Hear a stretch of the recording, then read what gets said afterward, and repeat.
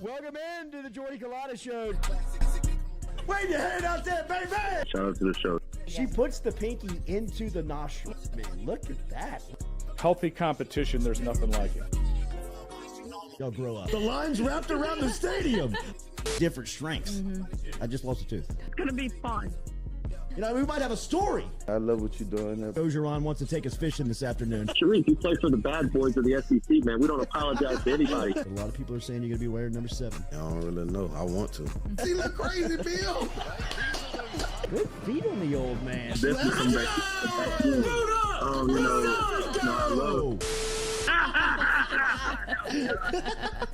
We'll be right back with the Jordy Culotta Show.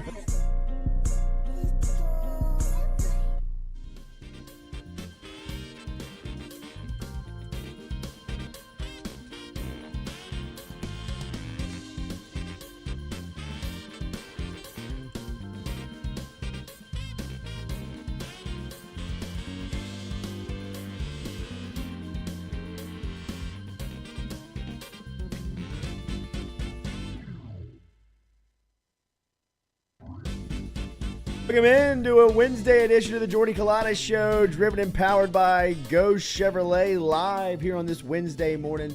Always appreciate our friends over at Go. Check them out online, GEAUX, Chevrolet.com, Go Chevrolet. Got a used car lot over here in Baton Rouge and a brand new car lot out in LaPlace, Louisiana.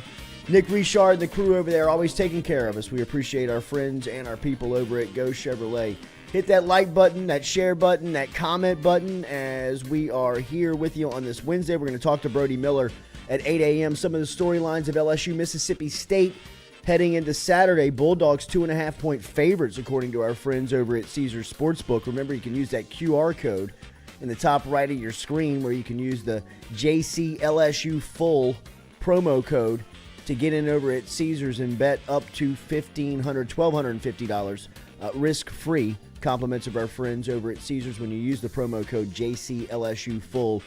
And you have an opportunity to play that LSU Mississippi State game with the Bulldogs in town. 2-0. Nice, impressive wins for Mississippi State, too, coming in here over Memphis and over Arizona last week. We told you that time, kickoff, and they were still live and on the field at 2:30 East Coast time. So this week a little different for Mississippi State going into it. So we'll talk all about that with Brody Miller coming up here at 8 o'clock this morning. Then Jacques will be here at 8:30. I saw some people asking about Shea. Captain Crown was asking about Shea. Shea will be in here at 10 o'clock this morning as him and Lloyd and Stewie will have their Power Hour recap of recruiting and talk about the upcoming SEC opener and how LSU can use it to advantage recruiting coming up this Saturday. So we'll talk all about that coming up here on today's show. Got a lot of content for you as Shea will be in a little after we get off. And then Mikey Matuk and Mike Dupp will be here at 6 o'clock this afternoon, 6 to 8 o'clock for Mike Dupp. Make sure you're subscribed and paying attention to all the content coming out over here of FM Digital Media. You saw Skip and Cano last night for Hold the Rope in the studio. Make sure and check those guys out every Tuesday night if you haven't seen them yet. They are 6 o'clock starting time over on YouTube. They've got their own YouTube channel for Hold the Rope, and they've got some good social media. Lloyd producing that show, and our guy Jacques on the social.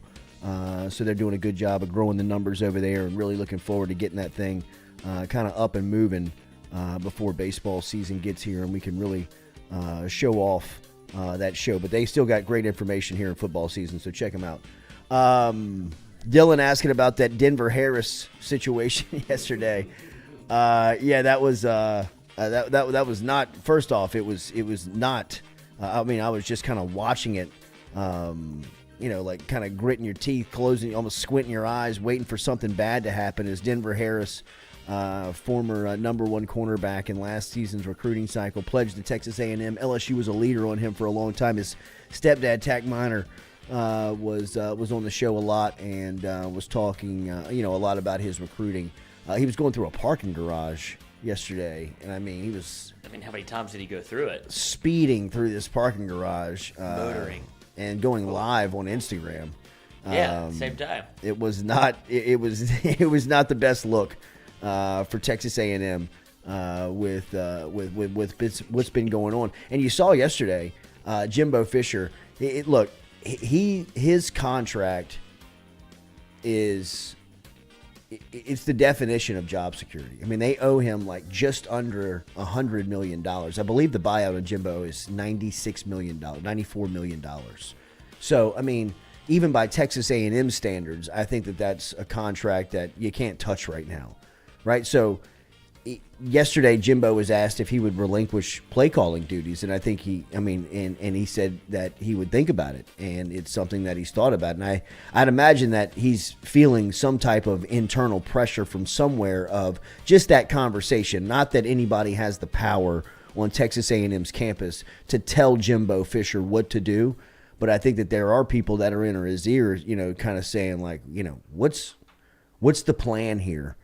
Right? When you look, at his offensive staff, moving Damian Craig to the quarterback's coach position, moving James Coley from the tight ends to the wide receivers. I mean, he's just kind of always shuffling his guys around rather than going out and bringing new guys in, each season. I know on the defensive side of the ball, he had to replace Elko, and he's had to make some changes there. But he's a duck on the water. Very. Yes. Calm up top, but those feet are kicking downstairs. Absolutely. Absolutely. I mean, that's the first step, right? Once you start saying, oh, maybe I won't be the play caller. That's when you start. I mean, there's dominoes effect of what head coaches do whenever they start to feel pressure. This is probably the first one. It's either fire your OC or say, hey, I'm not the guy for play calling. I'm going to just focus on being a head coach. And it seems like this is domino one for Jimbo because the Heat, despite the contract, you can't lose those games. Like with what they did and how much noise they made in recruiting, and I still think that they're a year away. I think a lot of people would agree with that just because of, you can't expect to bring in that many freshmen and have a national championship run, right? It's just too many moving parts. You see what they do. I mean, you saw Denver Harris. That's what you're dealing with on a daily basis. So I'd imagine that they're a year away, maybe 2 years away, and Jimbo's going to have to get there. But right now, it is just not fun to go to work. Well, and, Jimbo's obviously an offensive guy, and it puts much more pressure on the program when that side of the ball is struggling like it is. I mean, the defense, you can see how talented they are, and they're extremely top end talented. I mean, they've got players. On offense, they just look it feels very much like Les Miles. I mean, it just feels like kind of an offense that in 2001 when he was running it at LSU, and even like 2013 when he was running it at Florida State, it felt not cutting edge, but it felt very much up with the times. The offense that he's running right now feels very behind the times, and there's no development. That would be the most concerning part if I was a Texas A&M fan, is that Hayes King has almost, regressed in the sense of his timeline where he should be. Jimbo. Coming off an injury, though. Yeah, good, bad, or indifferent. Jimbo's got a reputation, or had the reputation, of being able to develop quarterbacks. E.J. Manuel and Christian Ponder, he put into the first round of the NFL draft. And to see that, they just are so bad at that position. And he even said yesterday that he was open to making a change. So you'll probably see Max Johnson pretty quick here for Texas A&M, as they got a big one this weekend. They got Miami flying across to College Station, and they're coming trying to establish their brand. This would be a very monumental win early on here for Mario Cristobal if he can go into College Station and take one away from Texas A&M, a program that has dipped into South Florida over the last couple of cycles and taken some players right out of the backyard of the University of Miami and gotten them over to Texas A&M. This would be a huge win on the field for Miami. It would be a huge statement in recruiting. This is an enormous game. I'm more fired up for this game than just about anyone on the schedule. But I tell you what, one that really has my attention, and I think has the SEC and probably parts of college football fans' attention, is going to be in Baton Rouge on Saturday afternoon between LSU and Mississippi State. Because, Mississippi State comes in here after 2 weeks of, college football, I think, as the third best team in the league. That was the question that people were constantly asking a month ago at SEC Media Day, who's the third best team in the league? And Texas A&M was the that was really kind of the overriding majority's choice was Texas A&M. There was some Tennessee, there was some Kentucky, there was some Ole Miss, there was some LSU even being discussed after hearing Brian Kelly speak very early on during the day or during the event. But after 2 weeks of action, after 3 weeks of action, some week 0 games that people were able to play, to me, I think that Mississippi State is in a class in the discussion of, you've probably got a couple of teams that are 3A, and even like 3B. I would put 3A would be Mississippi State, 3B. 3 to me would be Mississippi State, Kentucky, and either Tennessee or Ole Miss. Right there. I mean, Tennessee probably at this point because they've got the most impressive non-conference away from home win, battling Pittsburgh the way they did on Saturday. But I think that from what Mississippi State has done through the first 2 weeks of the season, very impressive wins over Memphis and over Arizona, really controlling those games like they did. And then you look up and you see, Will Rogers leads the nation in completions per game. He's completing just under 40 balls a game. He's second in the country in passing touchdowns and third in passing yards per game. This is an offense that's coming in that is clicking right now. And for a team like LSU that's still trying to figure out who they are, who's their identity, what's the identity of Brian Kelly's early tenure of year one, still trying to figure out almost the identity of the team, Mississippi State is very secure in who they are. They know exactly who they are, right? Will Rogers is coming in here very versed on the offense that he's running. He's very familiar on what Mike Leach expects out of the offense. He's very familiar with the way that Mike Leach calls a game. On LSU side, they're still trying to figure out the offensive line. They're still trying to figure out who's going to start there. We mentioned yesterday the combination that rolled out last Saturday, and I even said yesterday that this is probably going to be the one that sticks the longest. Not so fast. I just remembered and caught wind and got some information that for the 2 games that we've been talking about that John Emery has missed at the start of the season, there's other players that were serving some 2 games suspensions as well, or 2 games where they had to sit out as well. And one of them was Xavier Hill. And Xavier Hill had a tremendous spring and made some moves in the spring. Now, he's not been an option in the first 2 weeks of the season. He's now eligible to play this Saturday. I've been told that he may be a guy that you see on the offensive line very early in this game. So they're still trying to figure out some combinations and some groupings of who they want on the offensive line. Mississippi State, not so much, as we said. Whether it's Caleb Ducking, who is second in the SEC with 3 touchdowns, Rara Thomas, career high 5 catches in back-to-back games over the last 2 weeks. They've got the big guy Griffin, who's coming back, who's averaging just under 40 yards a game. They spread the ball out. They put pressure on defenses, does Mike Leach offense. And the scariest part about this Mike Leach offense is that they run the ball, that they're able to run the ball. And all of, that passing yards and experience and all of what Mike Leach has always done and is going to do is now paired with a confident run game. And for LSU, this early on is going to be a heavyweight fight. You have got to be prepared to play for 4 quarters, and you got to be ready to go back and forth with a heavyweight. At this point where you are, I know that we can't look, and it's tough for LSU fans to view Mississippi State as somebody that is a heavyweight and somebody you got to be really concerned about. But 2 weeks in where you still have question marks at some really pivotal spots, offensive line, running back, you're getting your guy back for the first time this season. Defense, you're still looking for some rotations at linebacker, defensive back. I mean, you're still looking for some guys to step up. Mississippi State's coming in here with the most experienced receiving core in the SEC. They're coming in here with one of the most experienced rosters in the SEC.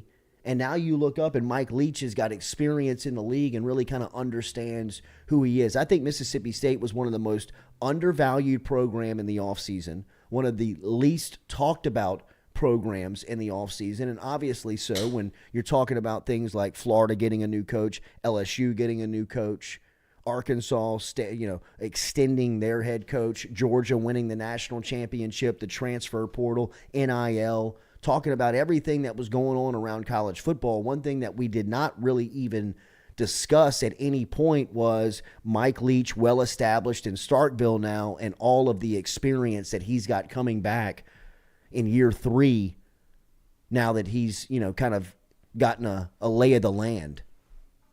And, from LSU's standpoint, early on in conference play, this would be a hell of a test, man.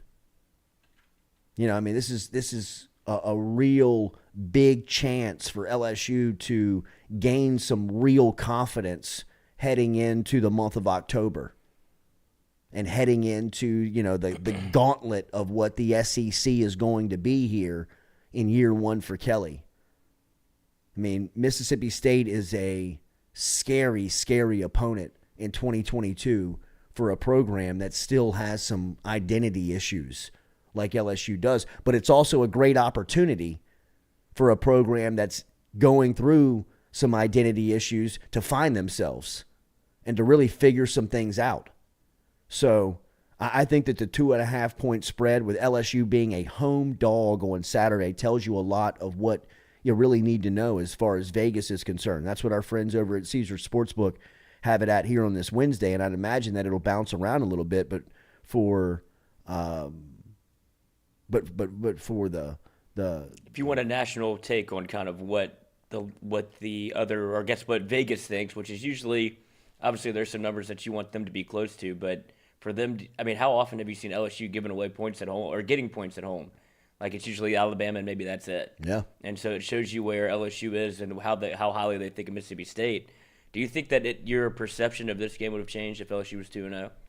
No, I don't. I still think that you would see in that 2. They could easily be 2-0. That's what I'm saying. And I would have the same questions of they still have, they still need some things answered. They still need to have some personnel. They're still trying to figure out some of their personnel issues. Like I said, we've talked about John Emery being on the shelf for 2 weeks. We hadn't talked about guys like Xavier Hill, that you've almost not forgotten about. You're just kind of out of sight, out of mind. That's right. So, I believe that, that there will be some new faces. There will be some opportunities this week for LSU to really take a big, big step forward. Phillips Clinton says, Jordy, the way you're talking, we shouldn't even show up talking about LSU. Not true. I'm just saying that's the real that's the real part of it.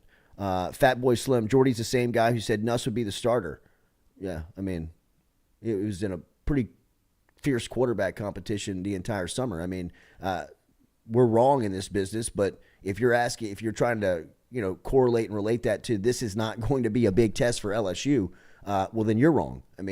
If you look at the way that Mississippi State has played the first 2 weeks compared to the way that LSU has played the first 2 weeks, Mississippi State is coming in here with more confidence. LSU has a really good opportunity to take a huge step forward by beating Mississippi State or, really competing with Mississippi State for 4 quarters on Saturday, because that's what it's going to be. It's going to be a dogfight for 4 quarters, and this is going to be a true early test for Kelly and his program to just kind of figure out where you are going into league play, because I would say up to this point through the first 3 weeks of the season, if we're going to count week 0 as action that we're putting towards this, I would say Mississippi State's probably the third best team in the league right now. With LSU kind of being stuck in the middle to the back of the pack. So it's a really good opportunity for LSU to answer some questions and take a big step forward because, Mississippi State has a lot of the questions that LSU is seeking. They have them answered. They've got an established offense and quarterback, a guy that he threw for 4,700 yards last season, which is one of the top years in SEC history. It's just it goes into what I'm saying of Mississippi State was a very undervalued team in the offseason. You didn't really pay.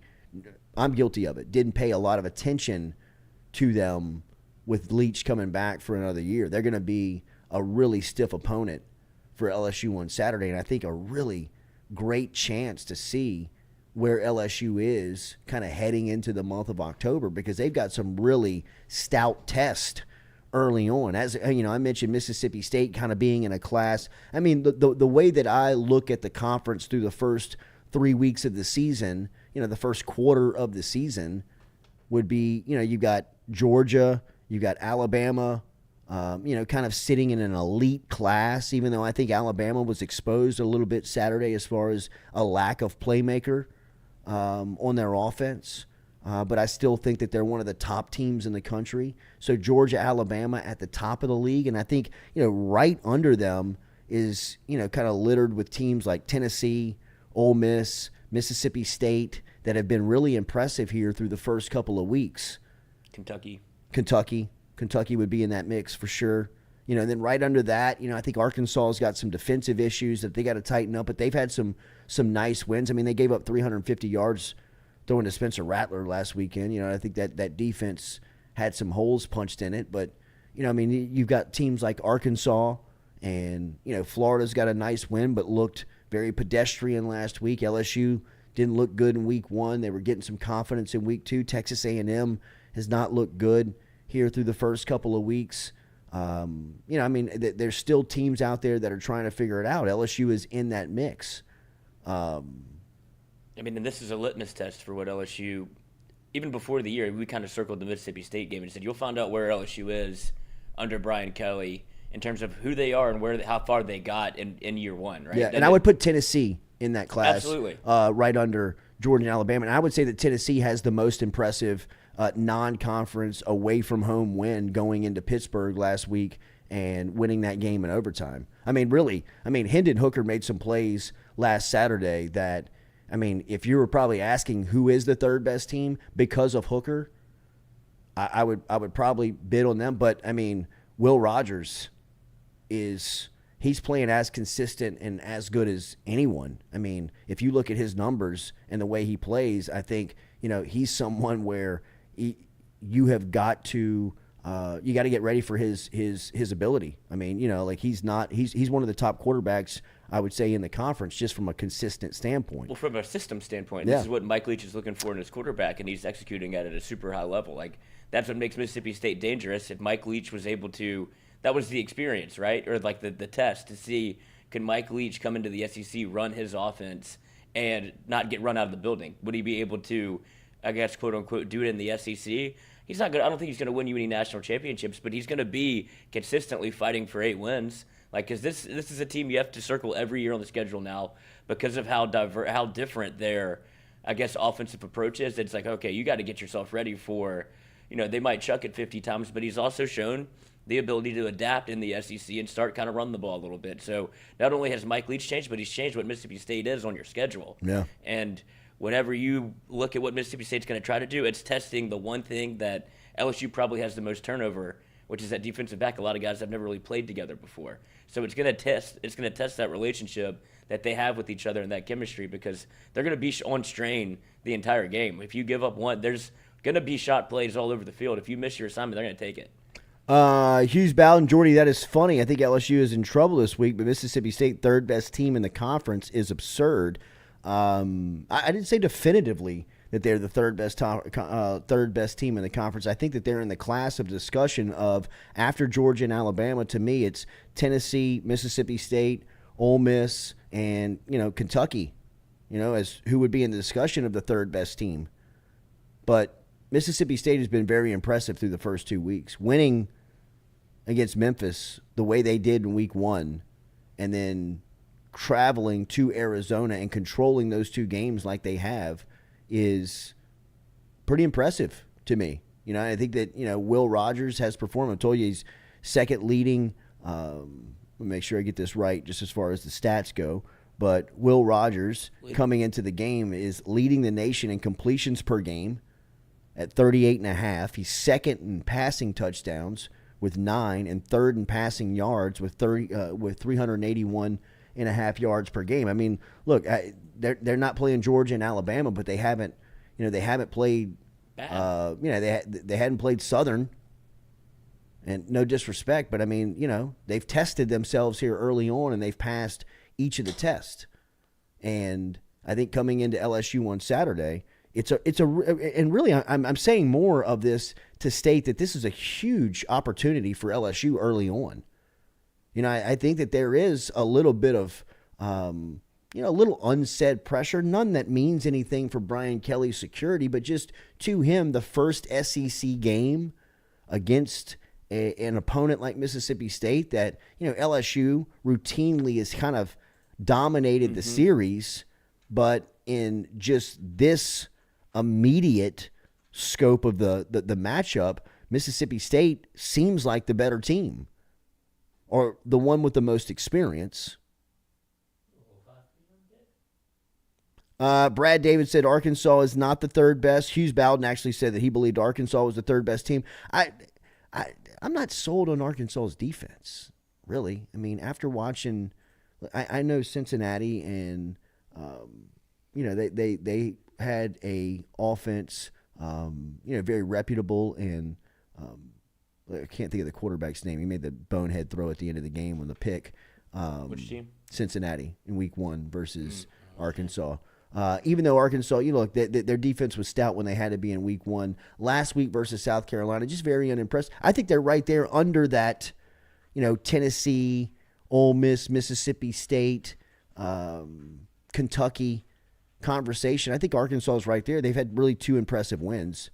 But I wouldn't. Their defense makes me a little weary. And I know you could say the same for Tennessee too. I'm betting more on Hendon Hooker than I am on anything else at Tennessee. I've just been very impressed with him. Josh Hill says, Jordy, how does LSU's DBs hold up against the air raid? That would be a huge question. And that's why I'm saying Mike Leach is going to put a lot of pressure on LSU on things in particular that through the first 2 weeks of the season, they have not done well. Think about, the coverage against Florida State and the DB's performance. A lot of step and a half behind, right in the, in the right position, just not there to make the play. So, I think that Mike Leach has watched the same film that everybody's seen, and he's looking at LSU as, being vulnerable in some things that Mississippi State does well. And I agree with you, Josh. From a defensive back standpoint, it needs to be all hands on deck. I saw earlier this week where Brian Kelly mentioned that Sevyn Banks, looks like he's going to be dressing out and could be available on Saturday. They need him. They need him immediately because they just need the access to the players of putting out there of guys that they need to guard because, Leach is he's going to put pressure on LSU of things in particular that they just don't do well or that they've shown that they've struggled with early on in the season. Mike Leach is going to attack, and he's going to do it with experienced guys. On defense, they're led by Tyrus Wheat, who is a linebacker out of Amite. Did you hear Brian Kelly earlier this week try to drop that in to his press conference? I don't know if anybody caught this, but he was talking about Mississippi State's defense, and he said they're led by a Louisiana guy, linebacker Wheat out of Amite. Hey, shoot your shot. Yeah. Shoot your shot. Because he's getting there, and this is what we were talking about a little bit before the show. He's going to have some, there's landmines everywhere with this Louisiana and how to pronounce stuff, what you're going to say. It's unfair to him because people in Louisiana know exactly how to say it, and they're going to catch it immediately. So, Brian Kelly, I appreciate you swimming in the water a little bit, but just say from Louisiana. You'll get there. Or maybe get somebody to coach you up on it a little bit, If you think you're going to mention a meat, maybe wait, what's this one here real quick? Because none of them are what they think you are. None of them are what none of the names are what they seem. No doubt. And, I mean, that seemed like maybe one that he probably walked into that he was probably like, uh-oh. I could maybe phonetically do this. Oh, no, yeah. oh, no. And he kind of was like, they're led by a Wheat from Amite, and he's a really good player. Just Just got to keep moving, man. Keep it moving. Hopefully nobody caught that, but, it's dangerous down here for a foreigner in Louisiana to start trying to pronounce parishes and cities, man. It's just it could be dangerous. Bonnet's got his job cut out for him here, and just trying to don't let him stumble tutor up too Cully far north to Natchitoches. No, that's probably the ultimate litmus test. Yeah, but it's a lot of people saying that Arkansas is probably the third best team. Open it up on the poll, Lloyd. Okay. Through the first couple of weeks of the season, who's the best? Who's the third best team in the SEC? Is it Mississippi State? Is it Arkansas? Is it Kentucky? Is it Tennessee, or is it another? Is it Ole Miss? Is it other? You tell us on the poll question, brought to you by Southern Eye Center of Baton Rouge. Remember our friends over at Southern Eye Center. Stop in and see Dr. Ann Shaw and her great crew over there if you're struggling to with any type of vision problems this morning. But if you're looking for a great selection of sunglasses, they've got top of the line sunglass selection over there at Southern Eye Center of Baton Rouge. And if you just mention the show, you'll save up to 20% from our friends over at Southern Eye Center of Baton Rouge. Check them out and vote on the poll as the poll question is up. Who's the third best team in the league? Is that the team Arkansas, coming Mississippi State, Tennessee. You want me to go other, or do you want me to go LSU? No LSU. Okay. No. The other was just essentially going to be LSU, I'd imagine. Or Yeah, give LSU. Give them another. Because you can only do 4 options. But I mean, you got to be realistic too. Yeah. And LSU is not. Hey, they could fight their way into. They could fight their way into the conversation. Face Tennessee. This could be a poll question every week. This could be a poll question that you ask every week. I mean, who's the third best team in the league? Because I do believe that Alabama and Georgia are out in front. I think Alabama, look, man, I think they showed that they were human last weekend and that they're beatable. A lot of shades of 2019 LSU, Texas, where depending on which way it goes, maybe that's not the way that the season goes. Alabama is able to escape. They keep on trucking. Texas probably continues to slide down the slide a little bit, losing their quarterback in losing their quarterback in Quinn Ewers. And then, you just see the two trajectories go 2 different ways. That's what happened. Like, Texas was very much in that LSU game, like when in 2019, the second game of the year. Like, who knows what happens if they squeak that one out for Texas' sake. I know LSU would have bounced back, but it would have been their one loss. But I feel like that's where Alabama kind of was last weekend. It's like, all right, if we escape this one, then, all right, we found out where our flaws are, and we're going to move forward from this. And then the next big test will probably be Georgia. Yeah. In the SEC championship. George Glades. How about those club feet inept FSU players? LMAO. I cannot believe y'all are still here. Can't wait for Florida State to lose. I mean, I love that y'all are still here. And when y'all start to get good, we're just going to take all your coaches. The guys that you have from Louisiana, David Johnson, Gabe Fertitta. We're just going to take those guys. And by the way, your offensive line is overweight and unathletic. LSU just really played bad that night up front. Congratulations on that win, though. For God's sakes, you've been victory lapping now for a couple of weeks. When do they play again? They've got to have something else to celebrate. Or are they cupcaking? I don't know who they played last weekend. Let's see. Oh, they had a bye week. Duh. Oh, so they've just been post-coital. Still at the pool. Yeah, they're still in New Orleans. They got Boston College coming up Saturday. We get it, though, George. The 90s has been a long time. Wait, September 24th. They don't play again until the 24th? What the hell's going on in Florida State? Wow. Oh, no, they got Louisville. They got Louisville this week. Okay. That's a good little test. Make sure to hit that like Florida button. State to win. Share that button. makes LSU look better. Yeah, Now we're rooting for you. Right. Like button, share button, comment button. Make sure and hit that if you don't mind, as we will talk more about college football here. Brody Miller going to be here at 8 o'clock this morning. Jacques going to be through here at 8:30. But Brian Kelly was speaking a little bit yesterday. Interesting to see the some of the storylines here in this game, and you look at the relationships in coaching and how far back Brian Kelly and Mike Leach go as far as just the relationship inside the coaching fraternity. This goes back to when Brian Kelly was at Grand Valley State, and Mike Leach was over at a small college named Val. Was it Westland? I have it pulled up right here. Hang on, I'm getting to it. He was at Grand Valley State. Iowa he was at Wesleyan. Iowa Westland, where they shared a lot of common acquaintances in coaching. Obviously, they traded a lot of film, but it's just crazy to hear some of these coaching stories, how far back some of these guys are just intertwined within the frat. Well, it goes to show how long you can be in coaching without actually not being very old. Yeah. Like, how old is Brian Kelly? Is he 60? Yeah, I'd say we're somewhere around there. Let me see. But, Brian I mean, Kelly. I think he's 58, maybe? Yeah, his coach career stems back almost like 40 years that he's been doing this. So all of his friends are probably 60. football. Yeah, all of his friends are football coaches. Like, he's been knowing Mike Leach since Mike Leach was probably learning the air raid. And they're like, oh, this might take over college football. He's like, I believe in it. 15 plays, and I'm going to be doing this 30 years from now.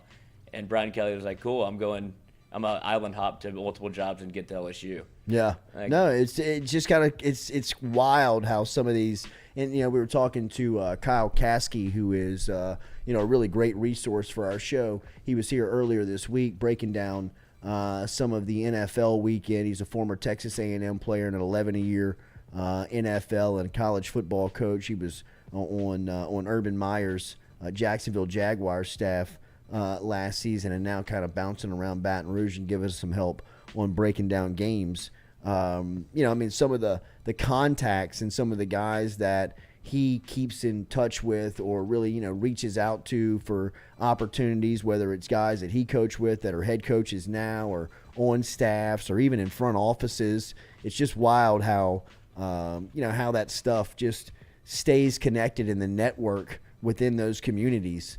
Can go back so far into so long ago for a guy like Mike Leach and Brian Kelly. It'll be cool to see those guys going at it on Saturday. And for Brian Kelly's standpoint, his first test in the SEC to be on the opposing sideline of some of these coaches that I really believe why he took the job at this point in his career.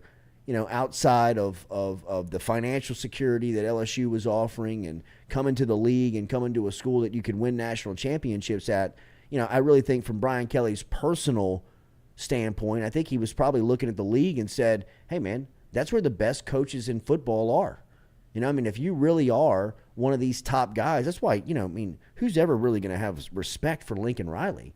And I think Lincoln Riley was probably the most pissed off guy in the room when he found out that USC was going to the Big Ten. He was like, you're not just going to let me sit over here and, cherry pick Pac-12 championships and sell that to everyone and, get blown out in the playoff every year? Because that's what they told me when I signed on the dotted line.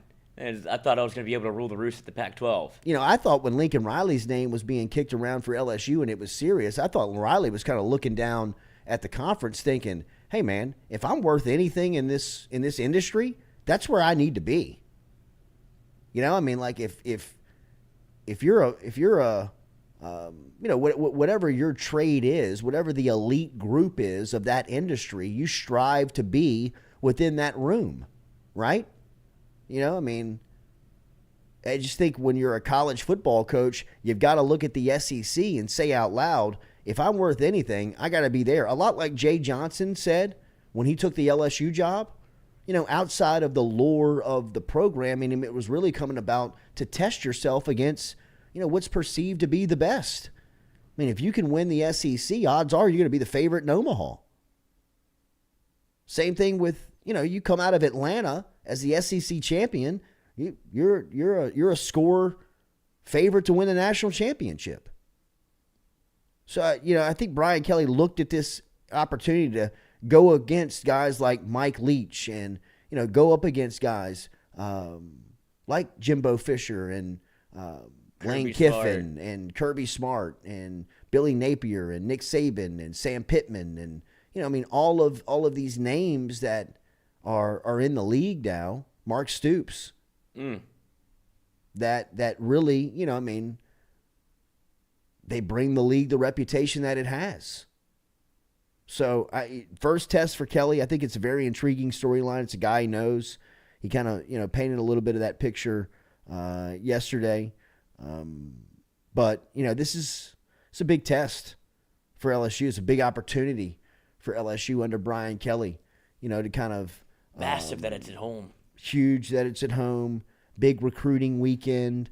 You'll be able to sell Tiger Stadium, with a 5:00 kickoff. The fourth quarter might be in the dark. Yeah, I mean, it might be sundown by the time that game ends, but I think it sets up to be a beautiful day for LSU. I mean, just from a competitive standpoint, I think, from a I can't wait to watch this game. That's what I'm saying. I really think it's so intriguing and such a curious game of how it's going to go, and really kind of the effect that it's going to have for LSU. Good or bad moving forward after Saturday. I think you'll know a lot. And it almost feels, I know it's the opening of a conference, but it almost feels like another first game. Because if you think about who you're getting back, now you would hope your team almost at full strength. Obviously, losing Mason Smith on the defensive end, but now you get John Emery back. You get some of these suspended guys back. Whispers of Seven Banks coming back. It's almost like kind of a reset button for LSU. And if you're able to get your first win in conference and your first conference tilt, I mean, that's a win for Brian Kelly in the start of his tenure at LSU. Because this is just a measuring stick to see where you are in the SEC. Because Mississippi State is kind of, who they are. This is the team that you're going to have to face every year until they, I guess, mix up the divisions and go into pods or whatever they're going to do. But Mississippi State's no longer the walkover that it used to be when you saw it on the schedule. Yeah. Now it's like, okay, Mississippi State's bringing in something that that you have to prepare for. And it's just an interesting spot to see where LSU is after a tumultuous first game, the Southern game, which is more like a party, and now you're like, all right, let's get to business and see how good LSU can be. Because if they win this game, you start looking ahead and you start seeing other wins on the schedule, I'd imagine, depending on what it looks like. Jawan Hearn says, so with that being said, Jordy, who do you have winning the game this weekend, LSU or Mississippi State? Earlier you were talking as if LSU had no chance. Look, I hated to seem that if it came off like that. I was just trying to sell to you the experience and the confidence that Mississippi State is playing with right now, opposed to where LSU is, where they've got some questions that they still need answered. From a matchup standpoint, it seems like the more, the team that is riding more of a momentum coming into this one feels like Mississippi State. I think it's going to be a good game. I really do. I think it's going to be a good matchup. If I was betting on it, I would take Mississippi State. I think that Mississippi State wins this game by a field goal or a score, in a tight one. But I think at the end of it, for where LSU is, I still think that we all have to understand that there's still there's still a process of building what Brian Kelly wants. It's not just in the first offseason because he got everybody to buy into the nutrition and the weight program that you're going to start winning games immediately. I think that this for as good as this roster is in some spots, in some particular spots, defensive line, wide receiver. The offensive line is coming along. I think they've got really good individual players there that they can develop. There's still some position groups that you feel okay at quarterback. You got to get right before you can start consistently winning these types of games. And I think in this game in particular, you better be secure in your defensive back room, or really in your linebackers and your defensive back room, because the linebacking core this weekend is going to be as tested as anyone, because Leach is going to cross them. He's going to put them in situations where they're going to have to guard. That's why I think you go to Harold Perkins this week and Micah Baskerville. I mean, those are your two best athletes from just a run standpoint that can get out there and play. But, we'll see how LSU kind of adjusts to that. But, you still have to get some key roles right to win these types of games. And I think LSU can compete. I think LSU is going to make it a tough game. I think that they're going to fight for 4 quarters, and I think that there's going to be a lot of good that you can take out of it. But I think at the end of the game that LSU's not quite they're not quite where Mississippi State is right now. Just, experience, scheme, trusting between the coaching staff and players at key spots like quarterback and play caller, things like that. Things that LSU's still trying to figure out. And I think that's a huge advantage for Mississippi State come Saturday. I think LSU can play with them. I don't think they're going to get blown out. I think it's going to be a really good game. But, I'll probably sprinkle a little something on it. And if I do, I'm going to take Mississippi State. Because I think, at the end of it, they're just slightly 2.5 point, probably better team. Field goal better team. That's what they're banking on. They're banking on it coming down to, like you said, it's going to be a 4-quarter game if it's at 2.5. They're thinking Mississippi State probably ball last or is able to kind of contain mistakes as opposed to what LSU does. Again, I think they're relying on the consistency of what Mississippi State's put out as opposed to the volatility of what LSU's offenses look like to this point. And I think Brian Kelly has put a lot on the coaching staff this week because of the system that Mississippi State runs. He compared it a lot to the triple option. And it's like, this isn't necessarily like athlete football. This is assignment football. This is making sure players know where to be and where to go when they get this look, because it's going to come at you and look the same way for 4 quarters. If you don't have your scheme fitted up the right way, you can get thrashed like you saw in 2020 where nobody knew what they were doing on the defensive side of the ball. And so that's what Mississippi State can do if you're not prepared. I don't think it'll look like that. I think it'll look more like probably last year, maybe even a little bit cleaner. LSU just went with straight drop 8 last year, which is keep everything in front of you. But if Mississippi State's going to come out and try to run the ball a little bit better, then you're going to have to kind of play a little bit of chess with them. Yeah, no, I would reference last year's game plan on defense. I thought Durante Jones and that crew really, a year after LSU was embarrassed, exposed, and really from a coaching standpoint, got fired. So underprepared that they really bounced back a year later and had a really good plan to stop or at least slow down what Will Rogers, Mike Leach were trying to do last season in Starkville. And I think, just from a defensive game plan standpoint, that makes a lot of sense, where you just keep everything in front of you. But the big emphasis this week is on tackling, because what Mike Leach what he's going to create is space and one-on-one. And so if you can't tackle in space and in one-on-one situations, Mississippi State can beat you pretty bad because they're going to score points that way. But if you can get to the ball and tackle, then limit yards after you'll catch. be able to slow them and keep them on the field longer and be able to, put them into situations where they'll have to make the plays. I mean, like, they just want to kind of 6-yard here, 8-yard here, bust one. 12-yard here, 14 here, 6-yard here, bust one. If you could get them off schedule, that's when the process kind of starts to break down a little bit. And to do that, you've got to play physical and you got to tackle. And LSU has just, they've struggled in those particular areas. That's the thing about this matchup, that I don't think LSU and Mississippi State are like so far away from one another. I don't think by any means that Mississippi State is like this much of a better team than LSU. And really, roster on roster, you probably still look at LSU and be like, I'd take that team, just because of, like, look at the guys, look at the dudes. But it's such a bad matchup for LSU in the sense of what they have not done good up to this point, Mississippi State does well, right? Like, they're going to, put guys in space. They're going to put pressure on the defensive backs. They're going to put pressure on the linebackers to guard, which LSU has shown early on that they've struggled a little bit with, being able to find those spots and being able to pick up who's in your area and make a play. And tackling. I mean, Brian Kelly, how many times did he say the word tackle after the press conference against Florida State? I mean, what do you say? They missed 16 tackles? I think 16 tackles just on Travis on Jordan Rogers? Yeah. On Jordan Travis? I don't know. Dude, I can't get his name right. I've punted on it so many times. I've stopped talking about it because I don't know what it is. Jordan Travis. Travis Daniels. I don't know what's in our head, but he is – I can't get it right. But you saw, if you go back to even last year, how did LSU get off to such a quick start against Mississippi State? It's tackling and taking advantage of turnovers. Yeah. Was it Cordell Flott that forced a fumble on, I think it was the first drive? Yeah. That was able to get LSU to get going. When you put the ball in the air that many times and put athletes in space that much, there's opportunities for you as a defense to collectively start forcing turnovers. If they're not able to, which I think is why you see Jay Ward kind of shift positions and you see Greg Books get out there.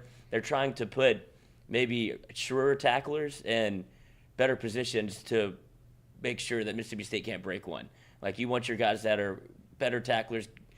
Jay Ward, I love the guy. Goes in for the big hit every time, though. He's not wrapping up. He's trying to separate. Yeah, he's trying to separate you from the ball. Yeah. Which, a great momentum play if it works, but on those 3rd and 6s, 3rd and 8s, you got to wrap up and be able to make a tackle, and that's when LSU has struggled with through. I mean, you can't really count the Southern game. That's why it stinks to have to reference Florida State. But you saw the missed tackles, and that could have been rust. But if LSU has on the defensive side, you have to emphasize being able to get a turnover and turn that thing into points, because Mississippi State's going to give you the opportunity to do so. Remember our friends over at Bayou Carlin Oyster Company, where you can get grilled oysters delivered to your door. All you got to do is throw them on the stove, throw them on the pit, however you want to do it. You can get over and see our friends at Bayou Carlin Oyster Company here if you want to just log online right now and check it out, man. It is great. We got a couple of them over here inside of the studio.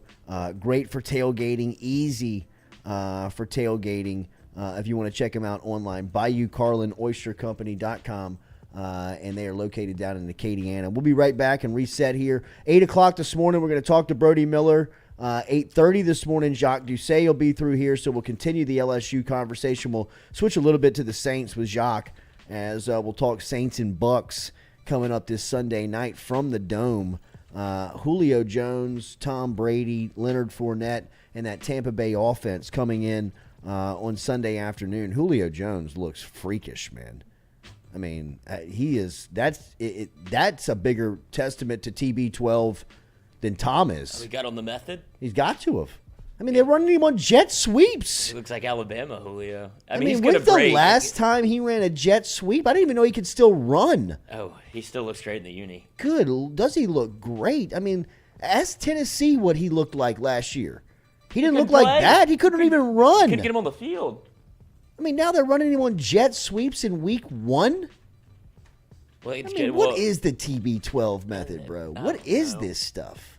Is it just straight HGH? It's got to be. I mean, it makes these dudes look like they're 25 years old. And I just don't see Julio buying into the diet part of it, right? Dude, like, Tom feels Julio like the only one is that's a unit, bro. Yeah, but I feel like he's looked like that his whole life. Yes. I feel like Tom's the only one that's really bought into the TB12. It's not TB12. Great cover. Like, genius idea to say I'm on my own method, which is just the old method, which is just HGH. It's got to be, man. Because if there's anybody out there in the world that has actually stuck to the TB12 method and done it, please show me a before and after. Show me how much you've grown up. Show me if your life has changed. Because the only example I've ever seen is actually Tom Brady, and that doesn't count. Yeah, I've never seen anybody. I've never seen anybody stick to the TB12 method or even try it for more than a week. All right, we'll be back here with more of the Jordy Culotta Show. If you have not subscribed to the YouTube page, please hit that subscription button, like, share, comment. We'll be back with more Jordy Culotta Show, driven and powered by Go Chevrolet.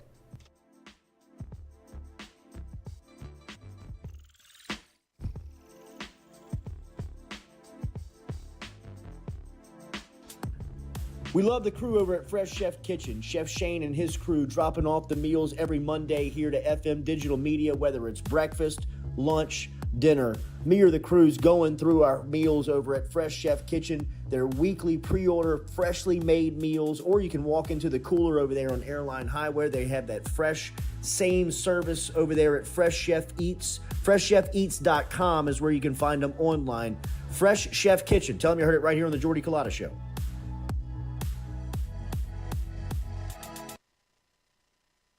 I was embarrassed about my smile. Are you unhappy at yours? Do you not smile back at yourself? I called my friend, Dr. Spillers, over at Johnson Spillers. He fixed my smile, and now everywhere I go, people are complimenting it after the work that Dr. Spillers and the staff did to my mouth. They can do it to yours. Get in touch with them. JauxonSpillers.com. 2 locations, one in Gonzales, one in Baton Rouge. Easy to find them. JauxonSpillers.com.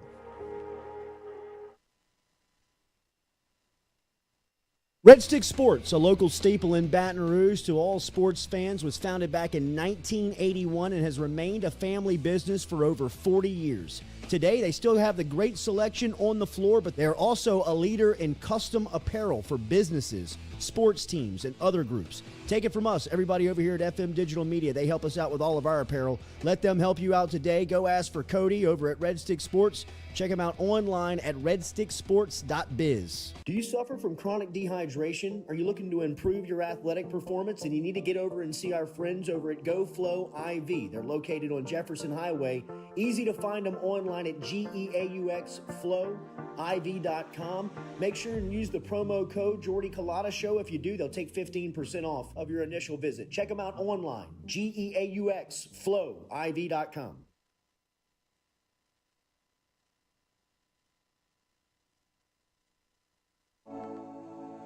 Looking to book a dumpster but no idea how? We've made it quick and easy for you. Check out our website at moralesrolloffs.com. Let Morales Roll-Offs know your desired delivery date, and finally, provide your contact details. To make payment, look out for an email invoice with all your booking details. On delivery day, our driver will notify you through text and email that your dumpster is ready and on the way. Now you know how easy and convenient it is. Call Morales Roll-Offs at 225-427-0000 for your dumpster. In a wreck, Gordon McKernan Injury Attorneys is ready to go to work for you. Come meet your team. I'm your intake specialist. I coordinate your case and connect you with your attorney and paralegal. That's us, your legal team. Thanks. And we'll fight to get you every dollar you deserve. I'm your settlements and disbursement manager, and I'm here to get you paid on time. I'm attorney Gordon McKernan. Put our team to work today. Just call us. Get it done.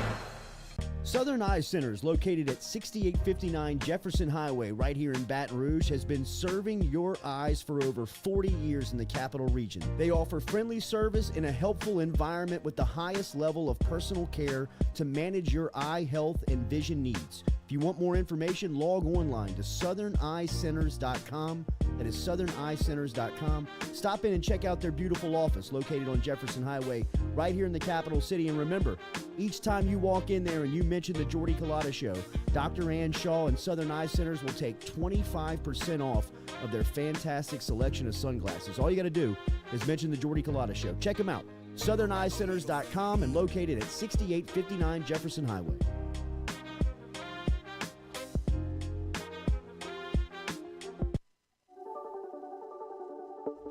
Don't let the name fool you. Men's Total Health has offerings for the ladies, too. Guys, is your wife or partner suffering from urinary incontinence, low sexual desire, or pain during sex? Then the O-Shot might be for her. Don't let it scare you. It's totally natural. It's PRP. And Mike Roach and the crew at Men's Total Health will make you as comfortable as you can be. Contact me for more information, Katie at jordyculottashow.com, and I'm happy to tell you everything that Men's Total Health has to offer for the ladies.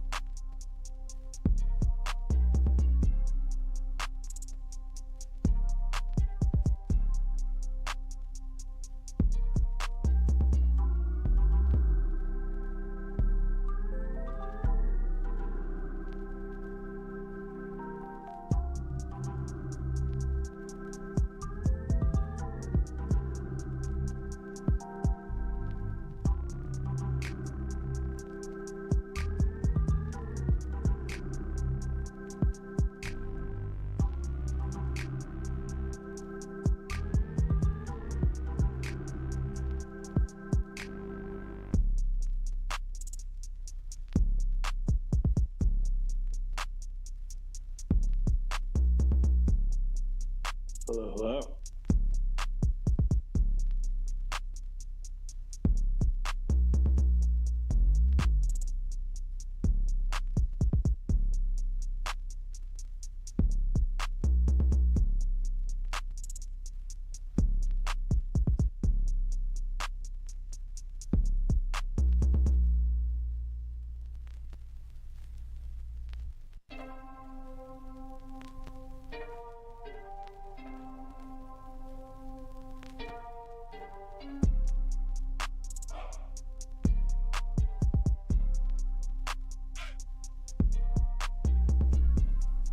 All right, continuing to talk LSU football here with one of our favorites, Brody Miller. Remember, over at The Athletic, you can pick up your subscription today.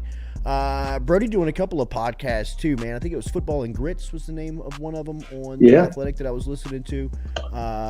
Great football podcast, kind of wrapping up what was a wild college football weekend. Follow our friend on Twitter at Brody A. Miller and keep up wherever he is and with all of what's coming out over at The Athletic. And catch him here weekly every Wednesday on the Jordy Culotta Show. Stick around. Your mailbag questions coming up. And remember, opportunities still to get them in inside the chat. Brody, good morning. How are you?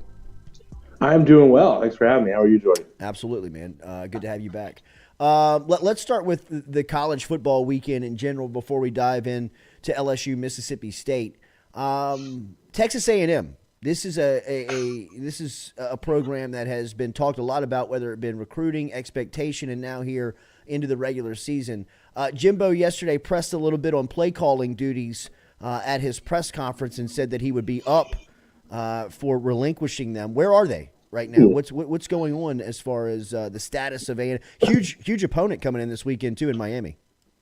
Yeah, absolutely. I mean, A&M's this thing where, and I've been an A&M defender for years because I'm just kind of like, guys, Jimbo has them on the right track. He's recruiting in the right way. They're going to be really good. And by the way, I still think they probably are next year. But just there's been this thing that's been quietly bubbling for a while that no one, people have talked about, of course, but it's never been the storyline, which was his offense has been kind of outdated for a little bit. It's not like it's a bad offense, but it's a little 2003, 2080 where, we live in a time now where things are smoother, quicker, it's easier decisions. And you watch an A&M game, they're the more talented team every night. And yet it's strained. It's like everything has to go perfectly to get some good gains and to get to a point where you're only scoring 7 actual offensive points against not a bad App State team, but still. I think it's at a point where I still think Jimbo's probably the guy. I think he's not like a bad hire. I think he has them on the right track, but you have to start asking harder questions in year 5. And the fact that he's open to looking into a new play caller is huge because, as I said on the pod, if this continues, I wonder if this will hurt recruiting because it's this is now the narrative. This is now the thing. So if you're a running back or a receiver and especially a quarterback, are you going to sign up to go, man, he hasn't really produced skill guys for a very long time in the NFL at those top spots. So I think it's a real problem, even though I trust him long-term, I think. Yeah. I'm with you on that. Who's the third best team in the league after a couple of weeks of watching and getting some data on the SEC? Yeah, I still stand by that it's kind of muddled. Like, I still think there's a big drop-off, but I just think it's Kentucky. I do.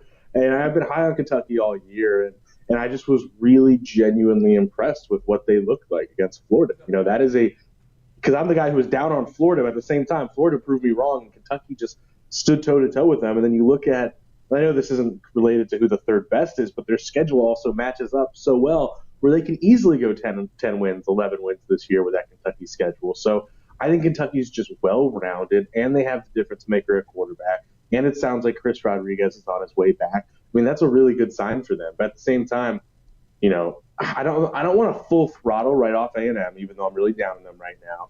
And Arkansas just looks really tough right now. Mississippi State, where do they fit in that equation? Yeah, thank you, because I love Mississippi State this year, and they're probably right there, honestly. I think I actually take that back because I probably put them ahead of Arkansas right now. Uh-huh. So, yeah, I love Mississippi State because they're just, again, I keep talking about well-rounded. There's something about them where they are extremely deep. Year 3 under Leach. They're deep on the lines of scrimmage. They're deep the entire defense. But they also have this exciting passing game with Will Rogers, who has really developed, I think, pretty well over the last 2 years. And I think he's a really good quarterback now. And it's like I'm always most into a team that has both depth and reliability and the upside of that offense. It's kind of a great marriage. And, you look at those last 2 wins, neither of them are like sexy. I get that. But those are the tricky games, right? Those games where you're playing like the 40 to 60 teams in the country where you're learning about yourself, but you're not like playing it. You don't have to get up for it. And I think you look at the way they completely controlled a really good San Diego State team. And then Arizona looked a Memphis team, a solid Memphis team. And then you play Arizona, who really had an impressive week 1 win. Jaden Delora looks like he's going to be the next star. And they shut them down, 17 of 34. They passed all over them. So I came away really impressed with Mississippi State. This is a tough game for LSU. As far as Mike Leach and his offense goes, you know what he's going to do. He's going to try and exploit the defense's weakness, right? But he's coming in here. I think the most intimidating part about Mississippi State now is that they run the ball. Yeah, because they're so solid at the line of scrimmage where they can beat you both ways. You can drop it. I still think it's some version of that or some pretty conservative game plan is probably the best way to go about it because you kind of have to play a bend don't break style against this kind of offense. But yeah, no, I mean they are versatile. They can do what they need to against you. It's not like they have an elite running game, but they're not afraid to, and that has to make you think about it. So I'm with you, man. This is normally I kind of think of Leach's teams as gimmicky's not the right word, but if you do your job, you can beat them is probably the right way to think of it. And this one is just like, man, it kind of feels like a Mississippi State team mixed with a Mike Leach team, if that makes any sense in the world. Yeah. And that's kind of tough. What was your biggest takeaway from LSU last weekend? Is there anything that you took away that you learned about them on Saturday versus Southern? It's a good question. I think a lot of it was, even though it's the opponent, doesn't matter, right? But like it's the way they kind of each major issue they had, they immediately went and fixed. And I think that's something, that shows that there's an element of, hey, this isn't working. Here's how we're going to improve it. Where, okay, O-line had a really tough night, particularly Cam Wire. Okay, you change that O-line, you move Wire out, you try to get the best 5 on there, which again, we are literally seeing in real time the cross training they did and all that, where everyone could kind of play at least 2, maybe 3 spots where, okay, Dellinger's back at guard, Frazier's back at tackle, and it looked better. I mean, not that I'm impressed with them against Southern, but it's just that's something. Or special teams had that disastrous week. Okay, great. They came out and had 2 major special teams turnovers and played well there. So I think that probably stood out. And on top of that, yeah, I just think Jane Daniels is at a point where he just looks smoother running the offense. It looks like he's just in control. And again, I'm not judging him like, oh my God, look how good he looked against Southern, but he just looked in command, and I think that's a promising sign going into the SEC. John Emery makes his return on Saturday. Yeah. What's the impact level you expect he makes? Yeah, I think Kelly was smart to kind of hedge the excitement of, hey man, we're excited to have him back, but remember he hasn't played a football game in nearly 2 years. Wow. And also, like, as much as you and I were all kind of on the Emery hype train, he actually has never, sound mean, but he hasn't actually ever even really proven he's a great, SEC running back. This year 2 is kind of a down year. He didn't really have a great year in 2020. So it's like we do have to kind of let him ease in, let him prove himself a little bit. But yeah, no, I mean, he adds an element that, everyone in that running back room has great strengths, right? Goodwin's so explosive. Noah Kane moves the chains and is trustworthy. But Emery's the guy who has that kind of special mixture of all those traits that he can make that offense a little more complete. I think he's a little more trustworthy in blocking and receiving, things like that. So I don't know about this week how much he changes LSU, but long term he definitely elevates LSU by, I don't know, half a win? Is that fair? I think he does make a big impact. How much what's your expected snap count of Emery? How often do you expect to see him out there? Like that's like 10, 12? Ooh, I think I'm talking out of my behind here, but is 40% fair? I think that's probably reasonable. Where if he's playing well, they're going to keep him in, but they're probably not going to have him be the bell cow. I think 40% sounds right. That's a complete guess. Xavier Hill also is going to be. He's going to be eligible Saturday night, and he's another offensive line option that I know that they liked during the spring. Yep. Emory Jones looks like a guy that at some point he's going to make a push here, and it's going to be tough to keep him off the field. They're shaking up the offensive line again for another group on Saturday. What do you make of this group with Charles Turner and at center and Dellinger now in interior and Miles Frazier as the tackle? Is this the 5, and if not, how long does it stick? Yeah, it's a good question because I like the idea of Dellinger at center because of just kind of the idea of the best 5, but Cam Wire I think was always the one who was just kind of like, man, I don't know if you can really trust him. So I do like the idea of, man, you just got to make sure right tackle's shored up. So I do like the idea of Miles Frazier tackle. I think of all the people we've seen, of all the camp, of all that, the guy you're probably most comfortable with at tackle is Frazier, even though Mark Dumervil has some good moments. And Bradford can play tackle. I think I trust Frazier most. So I think I like this version of the line best because you don't want Dellinger off the field. He's really good. I think it's a bummer that that Shorts wouldn't be the next guy or Jones isn't the next guy. And then you probably have to go with Turner because Turner's maybe not the best 5, but by far, obviously, you feel better. I know I'm talking in circles. You probably feel better about the drop off from Dellinger to Turner than you would, say, keeping Wire in or something like that, or losing Dellinger. So I think right now it's smart. I don't know if this is the 5 long term, because I do think you're right. Emory Jones probably gets in there eventually. Xavier Hill had some fantastic moments in the spring. So I don't know if this is the 5, but I think it makes a lot of sense. Any expectation on Sevyn Banks on Saturday? Man, I mean, we never really got to see him this fall. Like in any real scrimmagey, actual doing stuff. Maybe there was one I think we saw, and he got beat by Dre Jenkins on a play, but that doesn't mean anything to me. So I don't think I have, but at the same time, hearing Brian Kelly kind of talk, Brian Kelly doesn't talk strongly when he doesn't need to ever. And he talked pretty strongly of like, yeah, this is big to have him back for this game. So, I think he's probably the next corner up. I doubt he starts just because, the corners have looked solid. The corners you don't want to like punish a guy who's playing well in Colby Richardson or even Mekhi Garner. So I bet he's the first guy in the rotation and they're going to give him chances. And if he plays well, though, yeah, I think it's reasonable that he's the starter by next week or something like that. But what do I expect? I expect to see some rust mixed with some like, oh, wow, that guy's better talent-wise than the others. Did they find a punt returner last weekend? I mean, he did look really nice in that one punt return, but I do want to see it against SEC play, But I think you're probably going to still see – the thing I've learned with Kelly is he's just going to keep tinkering, and it's never like he's got the job. So I think he showed something. I think he deserves to get a longer leash there because he looked pretty good there. But I want to see him against, an SEC punt unit. What can he match up, playmaking-wise with all that? Anything else on this game that is storylines to you that you're watching? I think the number one thing I'm watching is Jaden Daniels versus this really good Zach Arnett defense.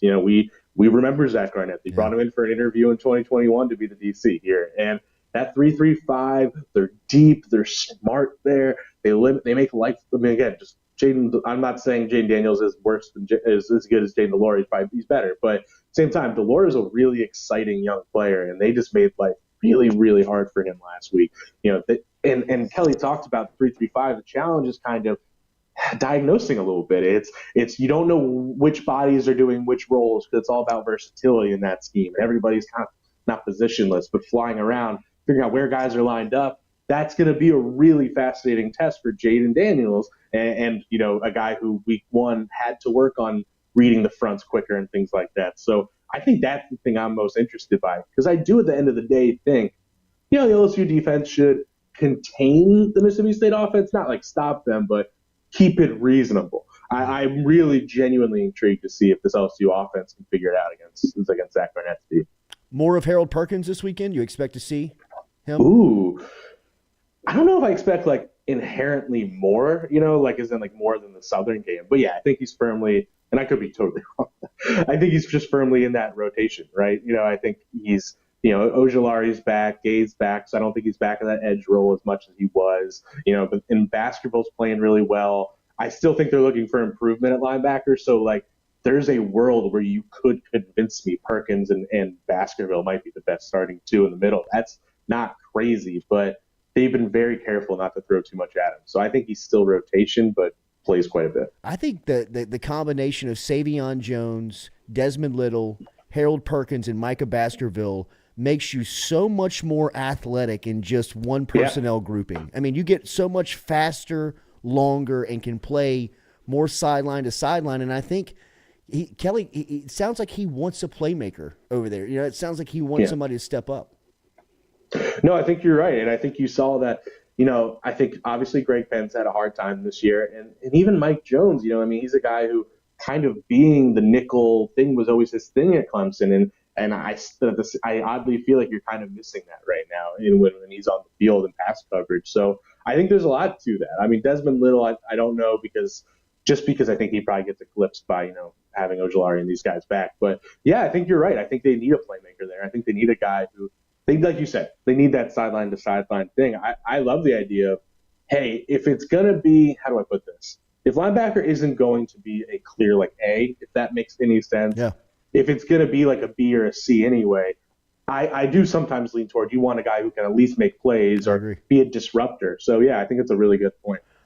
People are freaking out, Brody. They want to know what's on the bookshelf. Is that hot sauce? Oh, no. Be a cocktail mixer of some sort, right? That's an no, old you talking about this right here? Yes. That's a great question. So I am a huge, you can make fun of me if you want, a huge fan of New Girl. And, I don't give a crap. It's the right. That's all good. And in the show, like whenever Nick Miller's drinking beer, it's like this fake made up beer called Heisler, and that's what they drink in like the show at all times. So I had a friend who's a designer, like actually like for my birthday in college, I think made me a fake Heisler beer. So I'm like, hell yeah. Wow. That's an awesome gift. That is a great gift. Very thoughtful. Really thoughtful great gift. question by Football New Girl, God. guys. Before I get you out of here, did you learn anything? Oh, no. You did. What did you learn about Alabama last weekend? How vulnerable are they? Yeah, man. It's like, I think I put this on the show as, I'm not like worried as in I don't think they're one of the 3 best teams, but we thought they were the juggernaut. I thought this was like, they are Georgia last year or whatever. Mm-hmm. They are better than everyone. They're going to go undefeated. I still probably, might still pick them to win the title, and this is a good thing for college football. I now have no idea who's the best of those top 3. I still think they are clearly mortal and human. Oh, on the offensive line, I just assumed it would improve from last year, and it hasn't. It looks average. It's beatable in the SEC. And the sloppiness is shocking for an Nick Saban team. 15 penalties, even more than the penalties, just sloppiness. So, yeah, I still think Bryce Young, I'm more impressed with Bryce Young than I was. The way he can find ways to win when things aren't going well. But they have flaws. So I still think they're really good, but they are very beatable. They can lose 1, maybe 2 games this year for sure. Are you weekly on Football and Grits? Every Monday, man. Every Monday. Me and David Ubben will be going live. Yeah, we'll be going live on YouTube at 9 a.m. Hopefully I'm not competing with you, man. We'll That's all go good. at the battle. It's great. It's a great pod. But thank you, man. Yeah, 9 a.m. on YouTube and obviously on podcast, Spotify, Apple, all that in the afternoon. Great recap of the college football weekend every Monday on Football and Grits with Brody and crew over there. Check it out, Football and Grits, a part of the Athletics podcast grouping over there. I listen to it on Spotify, but you can get it anywhere. Have a great day, bro. We'll see you this weekend. Thanks, man. Thanks. Take care. All right, man. There he is, Brody Miller, checking in this morning, giving us the latest on LSU and some of the storylines going into Saturday versus Mississippi State. Katie is here, and she's here to tell you about that interview being brought to you by Dead Soxy. Mm-hmm. Good morning, Katie. Good morning, everybody. Playing center court at Wimbledon this morning. I I love all this Mississippi State talk all week, honestly. It makes me angry on my drive-in. Something like the poll was really stupid today. But everything else, it's just nice to talk about the Bulldogs for a little bit. Why offended on the poll? I'm offended by everything because Lloyd is the one behind it all. And I didn't do anything. You did. What did I do? You're stomping on Dead Soxy's read right now. I'm sorry. Dead Soxy, get your purple and gold socks for the game this weekend. I sure Maroon as hell will and white have socks. mine on. Yes. Right? Yes. Use the code Jordy for up to 30% off on your order. It's typically overnight shipping, but really you need to get into those athletic socks. Those are the best ones. I literally wear them every night of my life. Wow. I do. I love The purple them. and gold ones? No, just the plain white ones. I do have a pair of purple and gold. I like those, but the plain white ones. But they're awesome. DeadSoxy.com. Did you ask for Dead Soxy. any maroon ones yet? They do have some. I haven't asked for them. Oh, did you purchase them? Do they I have have like not a maroon purchased and them. white athletic sock? I've not purchased So them. I have offered Katie a piece of insurance here for the bet. I have offered her to wear the uniform on Friday. You did. A part of the show. Just wear it for the show, and the bet would be clean. I think that's fair. Because Really? Oh God! I Saturday, thought you would rail on this. I mean, like this is I that's think- a big on taking. That's what I'm thinking. I don't Right? want to ruin your day. And for You're not. someone I don't think y'all who is quite get as- it. Like this doesn't. Like I would never do this in Starkville. I would die before I wore this into that stadium. But I don't. So you feel like you're getting the better end of the deal by not having to, Yes. after you missed out on your previous bet? I mean, you don't think that you'll see friends from Starkville? Sure, I'll see people. But I mean, everyone's going to know it's because I lost a bet. But I mean, if you want to switch it and everybody's okay with that. No, it's not up to me. I'm just saying that What do you I've mean? offered It is up to you, or I wouldn't be doing it at all. But you declined. Well, I declined because I don't want people saying I backed out again. Like, I don't want that. Who cares what people say? Well, That's why Jordy doesn't do any What of do his you bets. I don't pay any bets. Because I work with all of you who are going to just give me hell for it. I feel like forever y'all are going to come back to this if I didn't wear the outfit to the game. So what I'm saying and what I've offered But okay. is that because Put it I on the know poll. that you are you care about what people think about you socially, and for But you to not walk that much. around the club level That's what I'm on Saturday in full LSU baseball regalia. And by the way, did you see the screening from our friends over at Red Stick Sports? The That's number excellent. of That 0 was pretty 2 good. Alley Good. That was pretty good. Thank you. I'll be here all day. I don't know. On the Make way a out. poll. Make a poll You question think you should about be it. a poll question? Yeah. Because I'm thinking about after the luster of Yes, wears right. off, and you're just kind of Like when you're just hanging out in the third quarter watching the game. and like, there's people are people like, that aren't gonna know. I guess I'm what's not at all going going to be on? thinking about what I'm wearing. I'm going to be watching. No, the you game. won't be. But the random who walks up to you and says, Is that baseball? "What's your story?" Yeah, you know what I mean? Like, It could be great who fun are for you? the show. Yeah. Never yeah. mind. You have to I wear feel it. like you have kind of a different viewpoint of me if you think I cared that much. about No, everybody I know, thinks. and I'm sorry that I painted it that way because it's really just my anxiety that's coming through and speaking. I really don't have anxiety. I think it's weird as hell. I think I'm going to look weird. But I don't want people to think that I'm backing out because y'all made a huge deal about when I had to back out of the first It one means because I that had much, to get bro. Sophie to camp. I mean, I want to be true to my word. That's Okay. very admirable of you. Okay. Right? Yeah, Because right. I would have taken. Because in the a room first- full of people that would bail on this bet as soon as they lost. I know that you I've would. been trying to give her outs like throughout the week. I'm offering. I mean, I'm here. I'm But here. y'all made this I'm huge here. thing. I mean, y'all made this huge deal about it since the baseball series. So here I am paying up. You've bought the outfit. I mean, you've personalized it for me. that we could punt until baseball season, and then you Starkville. Oof. That's what you're scared of. I mean, if that is, I'm that not is doing your, that bet. If that's your See, big that's what- concern- that- she's oh, taking the miss, left- I never back out of bets. Well, I'm not going to make it in the first place.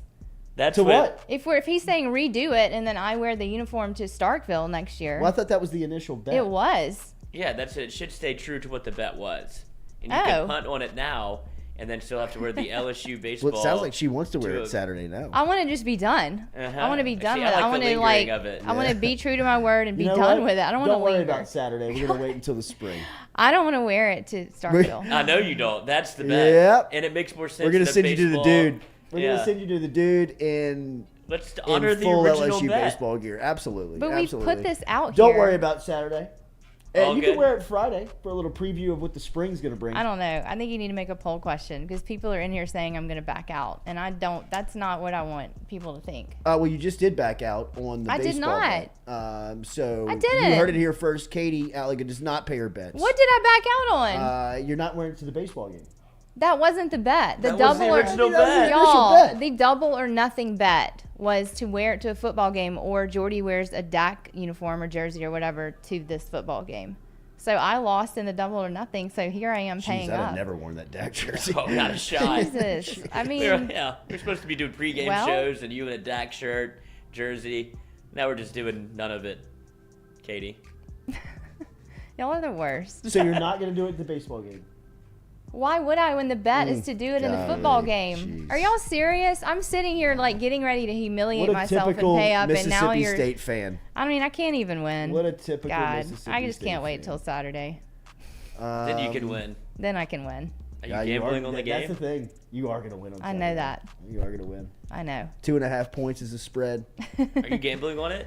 Yes. Is it a gut gamble It or is. is this a brain gamble? No, I don't think It's so. a I think gut this is the gamble. smart gamble here. It is smart Is too. it with your heart, Yes. not the gut? Not the gut. It's Okay, with my I heart. can't follow you then. The gut, I trust. Well, it's the same thing. I have to What do you get the mean? guts. Oh, well, it's everything. It's my entire being. Oh, you're welcome. Right? It's everything I'm inside of tingling me. all over. We will take your mailbag questions. Remember, you can dial us up here. You can leave a voicemail. Jacques here. We're going to talk to Jacques about some Saints and some LSU stuff coming up. Remember to get inside. You can call us 225-229-7741.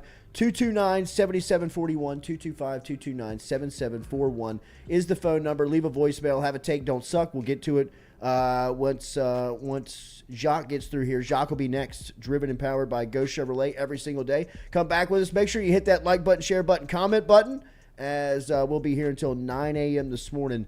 Jordy Culotta Show, driven by Go Chevrolet. JD.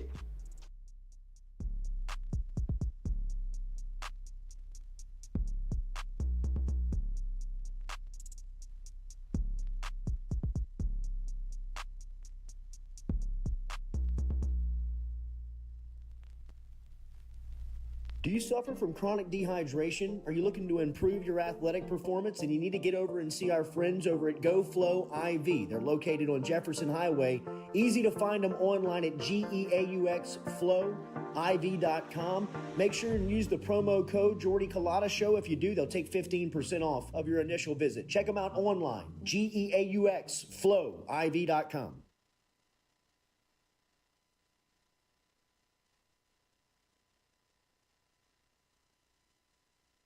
Red Stick Sports, a local staple in Baton Rouge to all sports fans, was founded back in 1981 and has remained a family business for over 40 years. Today, they still have the great selection on the floor, but they're also a leader in custom apparel for businesses, sports teams, and other groups. Take it from us, everybody over here at FM Digital Media. They help us out with all of our apparel. Let them help you out today. Go ask for Cody over at Red Stick Sports.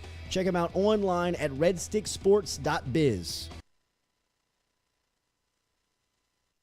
Southern Eye Center is located at 6859 Jefferson Highway right here in Baton Rouge, has been serving your eyes for over 40 years in the capital region. They offer friendly service in a helpful environment with the highest level of personal care to manage your eye health and vision needs. If you want more information, log online to southerneyecenters.com. That is southerneyecenters.com. Stop in and check out their beautiful office located on Jefferson Highway right here in the capital city. And remember, each time you walk in there and you mention the Jordy Culotta Show, Dr. Ann Shaw and Southern Eye Centers will take 25% off of their fantastic selection of sunglasses. All you got to do is mention the Jordy Culotta Show. Check them out, southerneyecenters.com, and located at 6859 Jefferson Highway.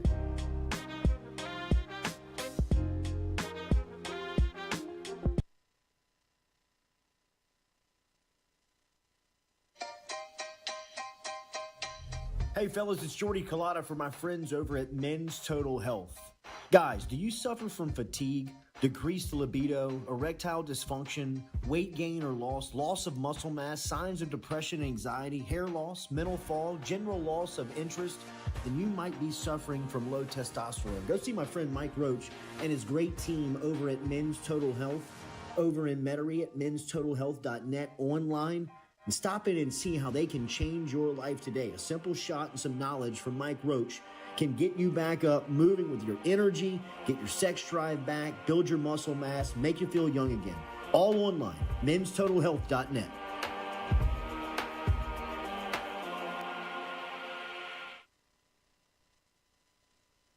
Yeah, love it. I mean, again, on July 1st, they were ranked 50th, and they had like 4 commits.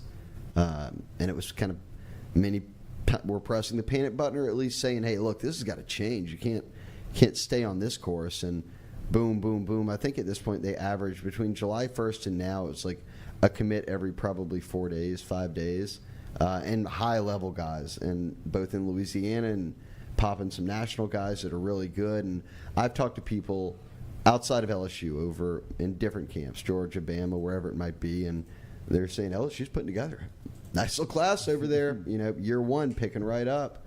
And I think the product on the field, I've always said, is like, kids don't care if you're undefeated or you lost 2 or 3 games. Like in high school, you lose games. You're not going into a situation where you're like, oh, they lost this weekend, I'm out. Like, so struggles this year, or at least, if you go 8-4 or whatever it might be, recruiting momentum will continue to pick up. That won't deter it. So unless they fall apart on the field, I don't see a path where they don't stay in the top 5, because they've got guys they continue to knock down dominoes with.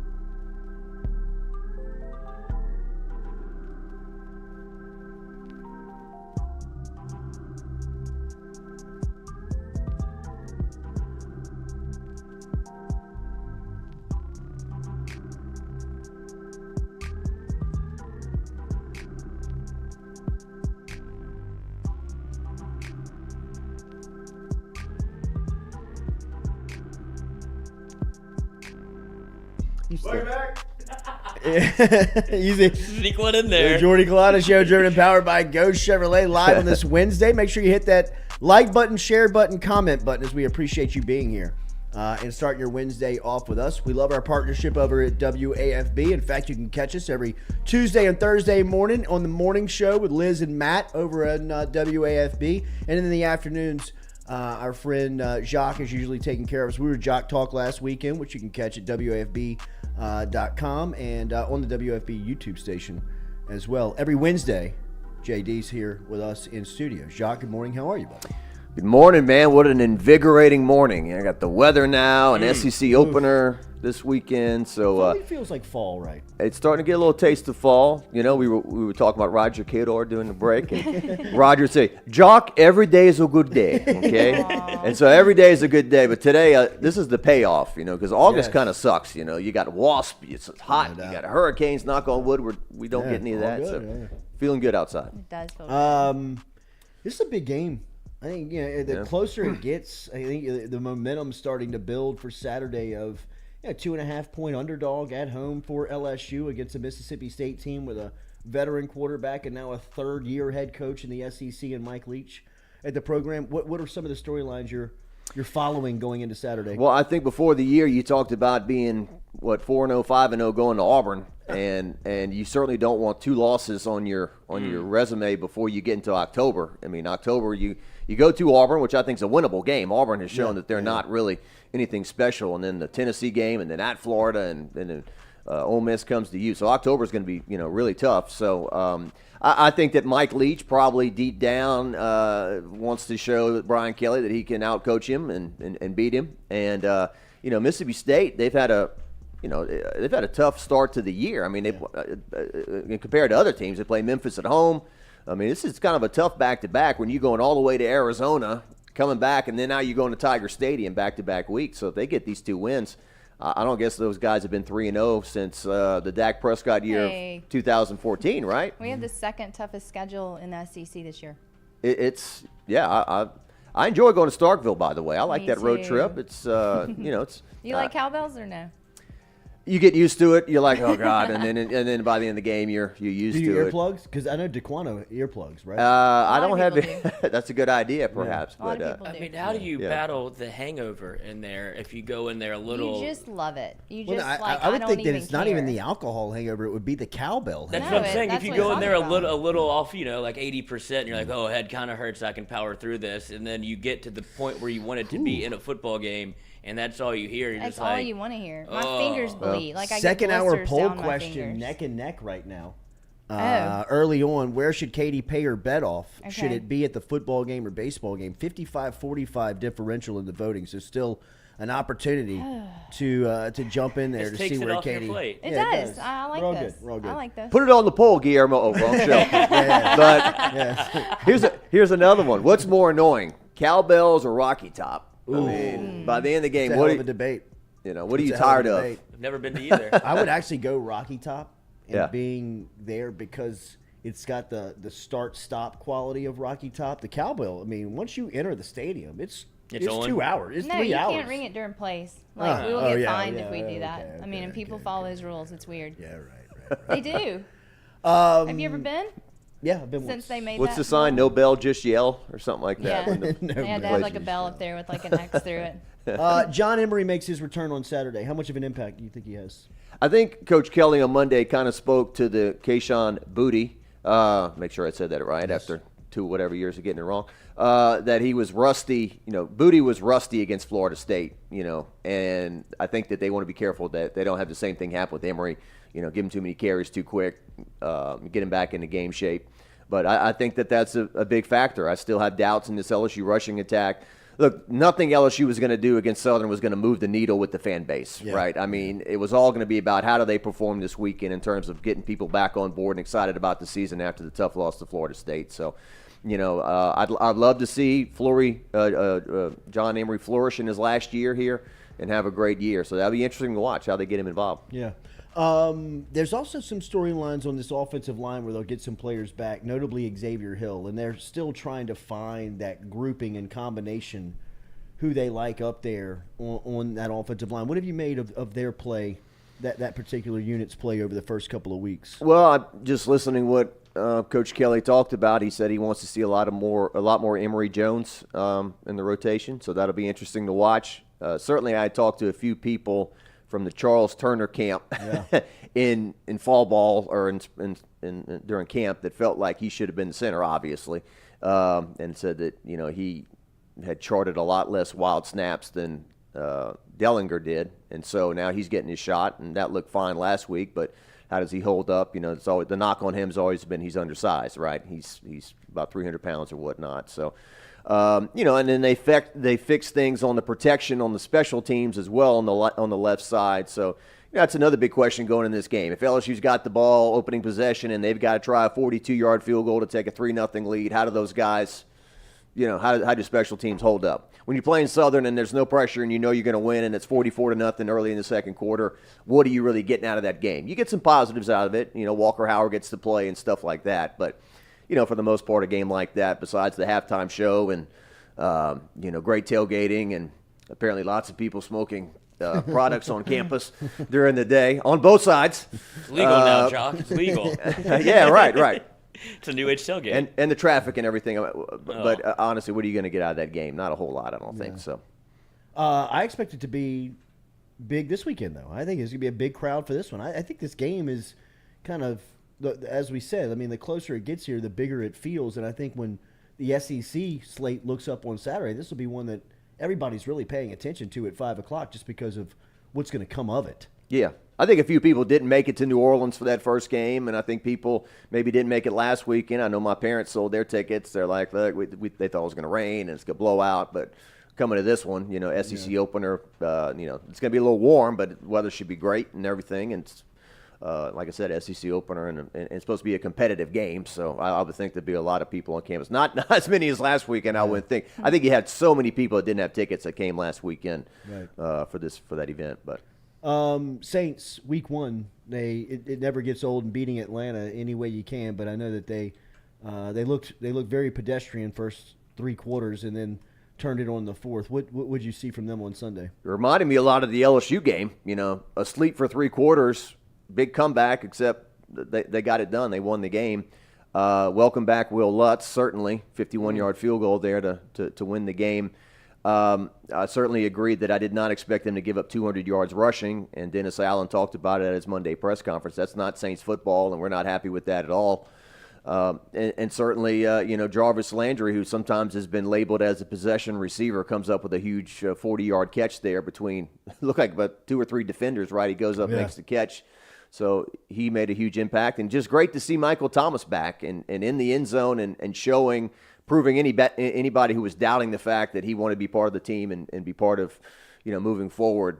Hopefully Zion Williamson follows his lead with the Pelicans, and we're seeing similar production. But that was great to see as well. So just a huge win, because I certainly, as a Saints fan growing up, I was on the other end of plenty of those where you're a bad team. You outplay the other guys all the way to the end, and Joe Montana steals it from you at the end, or whoever they're playing. So that's how it goes in the NFL. When you win in the NFL, you don't gripe. You just take the win and move on. 100%. Brady and the Bucks on Sunday. They looked, 19-3 winners over Dallas on Sunday. Maybe not as sharp as they would have liked to, but just the components that they have, whether it's Godwin, the picking up of Julio Jones, Leonard Fournette looks really good running the ball for them.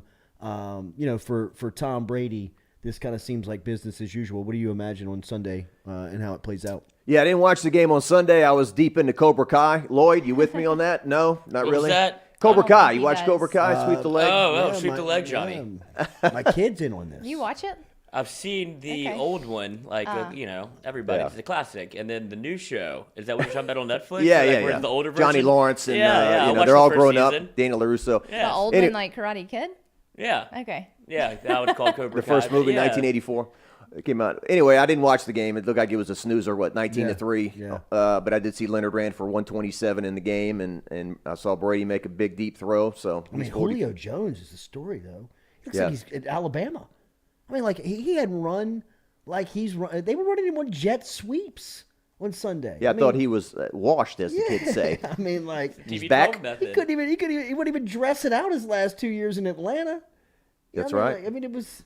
Yeah, now, it does have an Alabama feel to it, right? We take some TB12. guy and then we turn him into like a coach, like Saban's doing with the coaches. But yeah, I don't think you can ask for much more in a home opener to have Tom Brady and the Bucs come in. Both teams won their first game.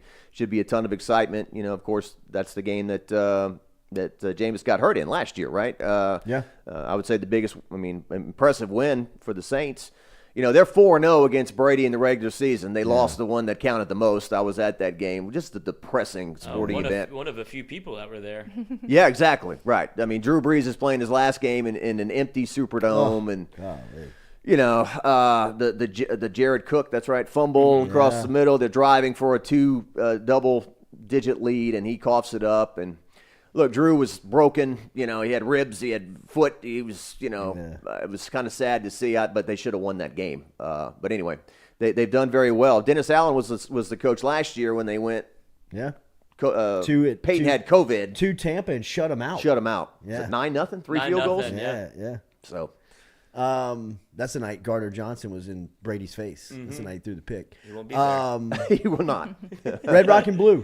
You got a cool opportunity. You got a cool event coming up. Yeah, we've replaced the celebrity softball game. We had a great time doing that for years, but we're going to do a golf tournament. It's the celebrity golf tournament. It's going to be on Saturday, October 29th. That's the bye week for LSU football. And we've got 36 team maximum. We've got all these. If you go to redrockandblue.com, you see the list. Jordy's on this list. Jordy is on the list. I'm a caddy. Okay. We'll see if he can. I don't know golf, but I know grass. There you go. We'll see how Jordy, drives and putts and all that. But you register a team of 3. You get paired up with one of these people. And a great list of people that are going to be participating. And we've had a great year, Red Rock and Blue. I think we've cleared about 60,000 so far.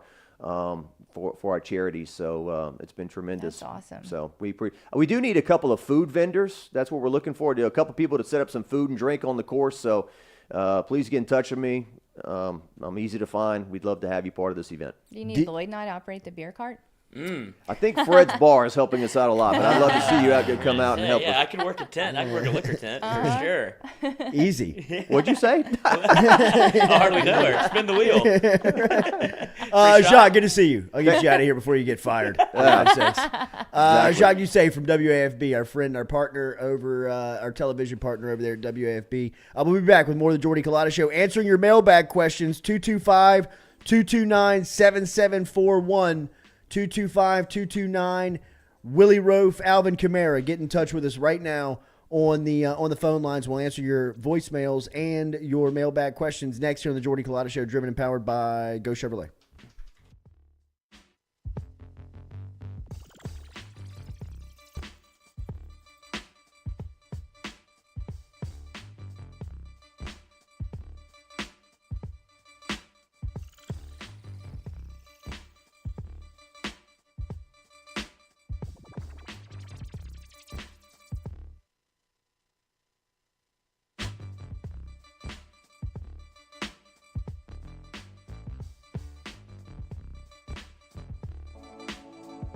Looking to book a dumpster but no idea how? We've made it quick and easy for you.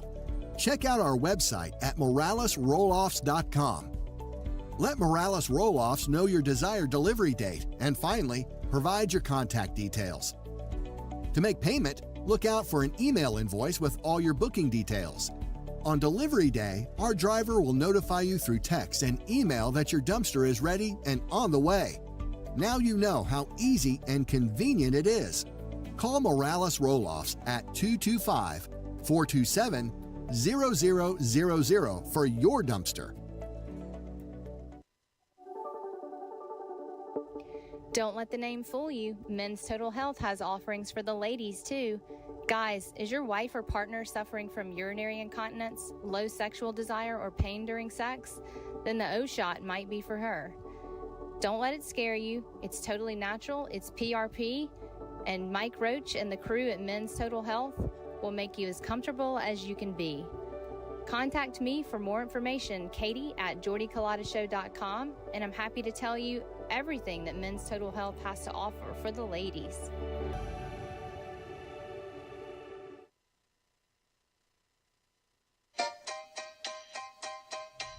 Hey fellas, it's Jordy Culotta for my friends over at Men's Total Health. Guys, do you suffer from fatigue, decreased libido, erectile dysfunction, weight gain or loss of muscle mass, signs of depression, anxiety, hair loss, mental fog, general loss of interest? Then you might be suffering from low testosterone. Go see my friend Mike Roach and his great team over at Men's Total Health, over in Metairie at menstotalhealth.net online. And stop in and see how they can change your life today. A simple shot and some knowledge from Mike Roach can get you back up, moving with your energy, get your sex drive back, build your muscle mass, make you feel young again. All online, menstotalhealth.net.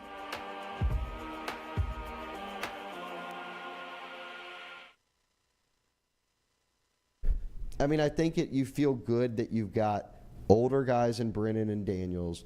You've got a guy in Nuss who is a second-year guy and certainly has the upside and, kind of moxie you want at quarterback and can continue to be developed and maybe get his feet wet this year. We'll see, right? This is a wide-open quarterback battle. But you've got those guys. That gives you time to bring Walker along. And then you've got, if you get Ricky, you've got Ricky coming in. That's a nice run on guys where I don't feel like at any point in the next year or 2 years, even if someone transfers, you're never pressing the panic button and being like, God, we don't have a quarterback. Yeah. You've got options.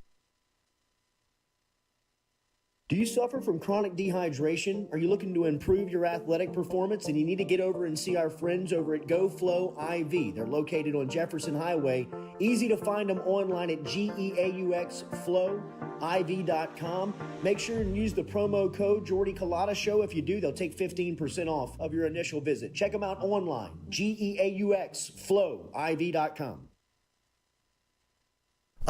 Best athlete to come out of New Iberia, Mark Roman?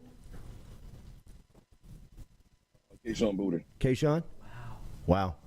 Right now, Kayshawn, Mark was a little bit before me. I was a ball boy. When Mark was playing at New Iberia Senior High School, I played right after Mark. But Kayshawn just has done some things, and just the things that you guys are seeing Kayshawn do, that he's not even scratching the surface of what we saw on a day-to-day basis at practice. And he's unreal. He's unreal. He's so natural. It's so so easy. It looks so easy to him. Yes, it's so easy, and there's never been another a competitor I've ever seen like Kayshawn. Kayshawn would not lose going to eat pregame meal. He has to be the first. He is the ultimate competitor. He would not lose. So trust me, he will be ready. In a wreck, Gordon McKernan Injury Attorneys is ready to go to work for you. Come meet your team. I'm your intake specialist. I coordinate your case and connect you with your attorney and paralegal. That's us, your legal team. Here we go. Thanks. And we'll fight to get you every dollar you deserve. I'm your settlements and disbursement manager, and I'm here to get you paid on time. I'm attorney Gordon McKernan. Put our team to work today. Just call us. Get it done. Mail. Now let's talk about the mail. Can we talk about the mail, please, Mac? I'm dying to talk about the mail with you all day, okay? I gotta go up to his office. I gotta put his mail in the guy's goddamn hands. But they've been asking for their mail on a daily basis. It's all they're talking about up there. Because the mail never stops. It just keeps coming and coming and coming. There's never a let-up. It's relentless. Every day it piles up more and more and more, and you gotta get it up. And the more you get out, the more it keeps coming in. And then the barcode reader breaks, and it's Publishers Clearinghouse. All right. I can't believe I'm gonna be a mailman. Jesus Christ. That right there is the mail. Now let's talk about the mail.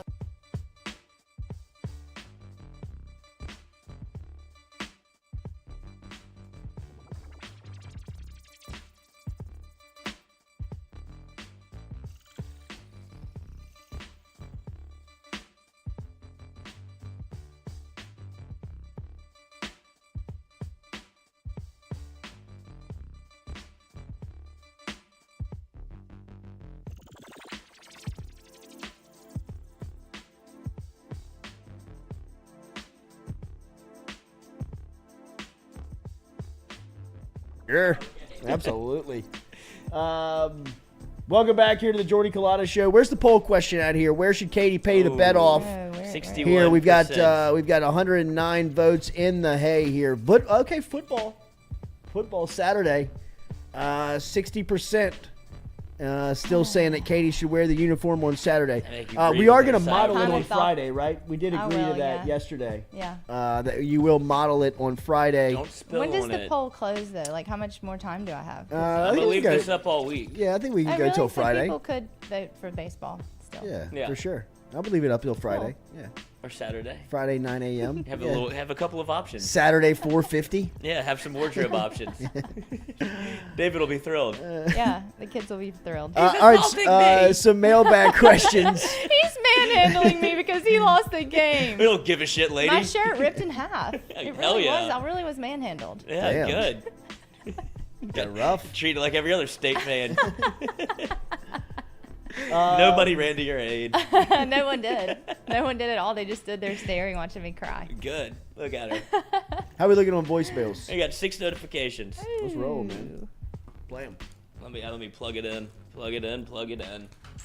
I just asked you, did you have the phone? Meaning, do you have the phone ready? Right, it wasn't very specific. I do have the phone. Oh my god. Did I have it ready? That's 2 different questions. And now we will see. What's All the right. number? 225-229-7741. It's the one on the screen. Who's the players? Alvin Kamara. What was it? Rove. Kamara. Yeah. Rove Kamara. Right? Willie Rofe, big offensive tackle. that right? All right, first. Those are the ones? Yep. First one up, we actually have a text message in, so I can stall with this. Mailbag. Why did Walker Howard go into one of the 4 games he can play in and not attempt to pass? I don't think they want to show off his arm because you'll see real quick that he's the best quarterback on the team as far as the arm strength goes. I do also believe that Walker Howard is from a they're probably in discussions right now of possibly moving him into more 2 reps after what you saw over the weekend from Garrett Nussmeier. I think that there's at least a conversation being had on that because of just some of the decision making that Nussmeier made and what the true feeling is about Walker Howard, like deep inside of LSU football. They're in love with Walker Howard. He's not going to move All up of to them. second on the depth chart. You have to stick to the plan. And you were driving the nuts bus. You can't. I know. You can't. You I were know. driving I'm just that telling you bus. that You're pulling the string. You're I think a phone call was made to Jamie Howard to check his. Oh, he talked to his daddy. To check and see what he thinks about that plan to play him maybe a little earlier than what was initially thought. Because remember, Jamie Howard was played at LSU way too early, and he suffered a lot of pushback from that, to say the least. That's putting it very lightly. But went on to have a really cool senior year and had some cool moments for all of the BS that he had to put up with at LSU. There's still some PTSD, obviously, involved in that. And to have your son in a very similar situation. The roster's a lot different than it is now than it was back in 1993 when Jamie Howard got here. But the situation could arise where he may have to play. He's 2 snaps away. Whether Nussmeier's the backup or not.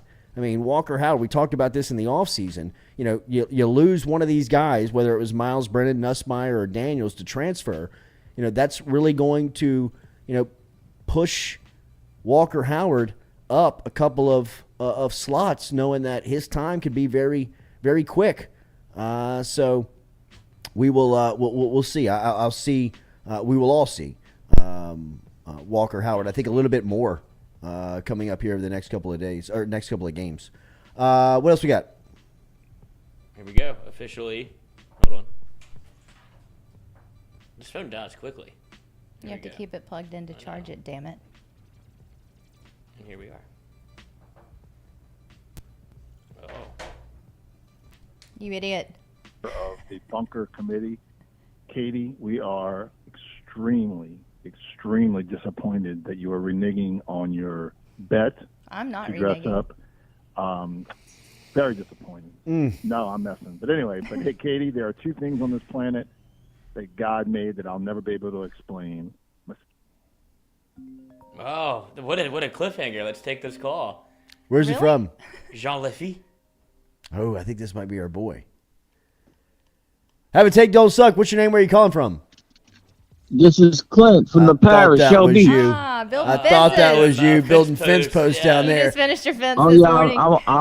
I'm on my 6th fence post right now. I love that we're your drunk dial. Yes, indeed. Dude, I'm burning the speckled trout up right now. They on fire right now. Yeah, you better be putting them in the boat because you're going to owe them to me on Monday for that bet that you called down inside the chat.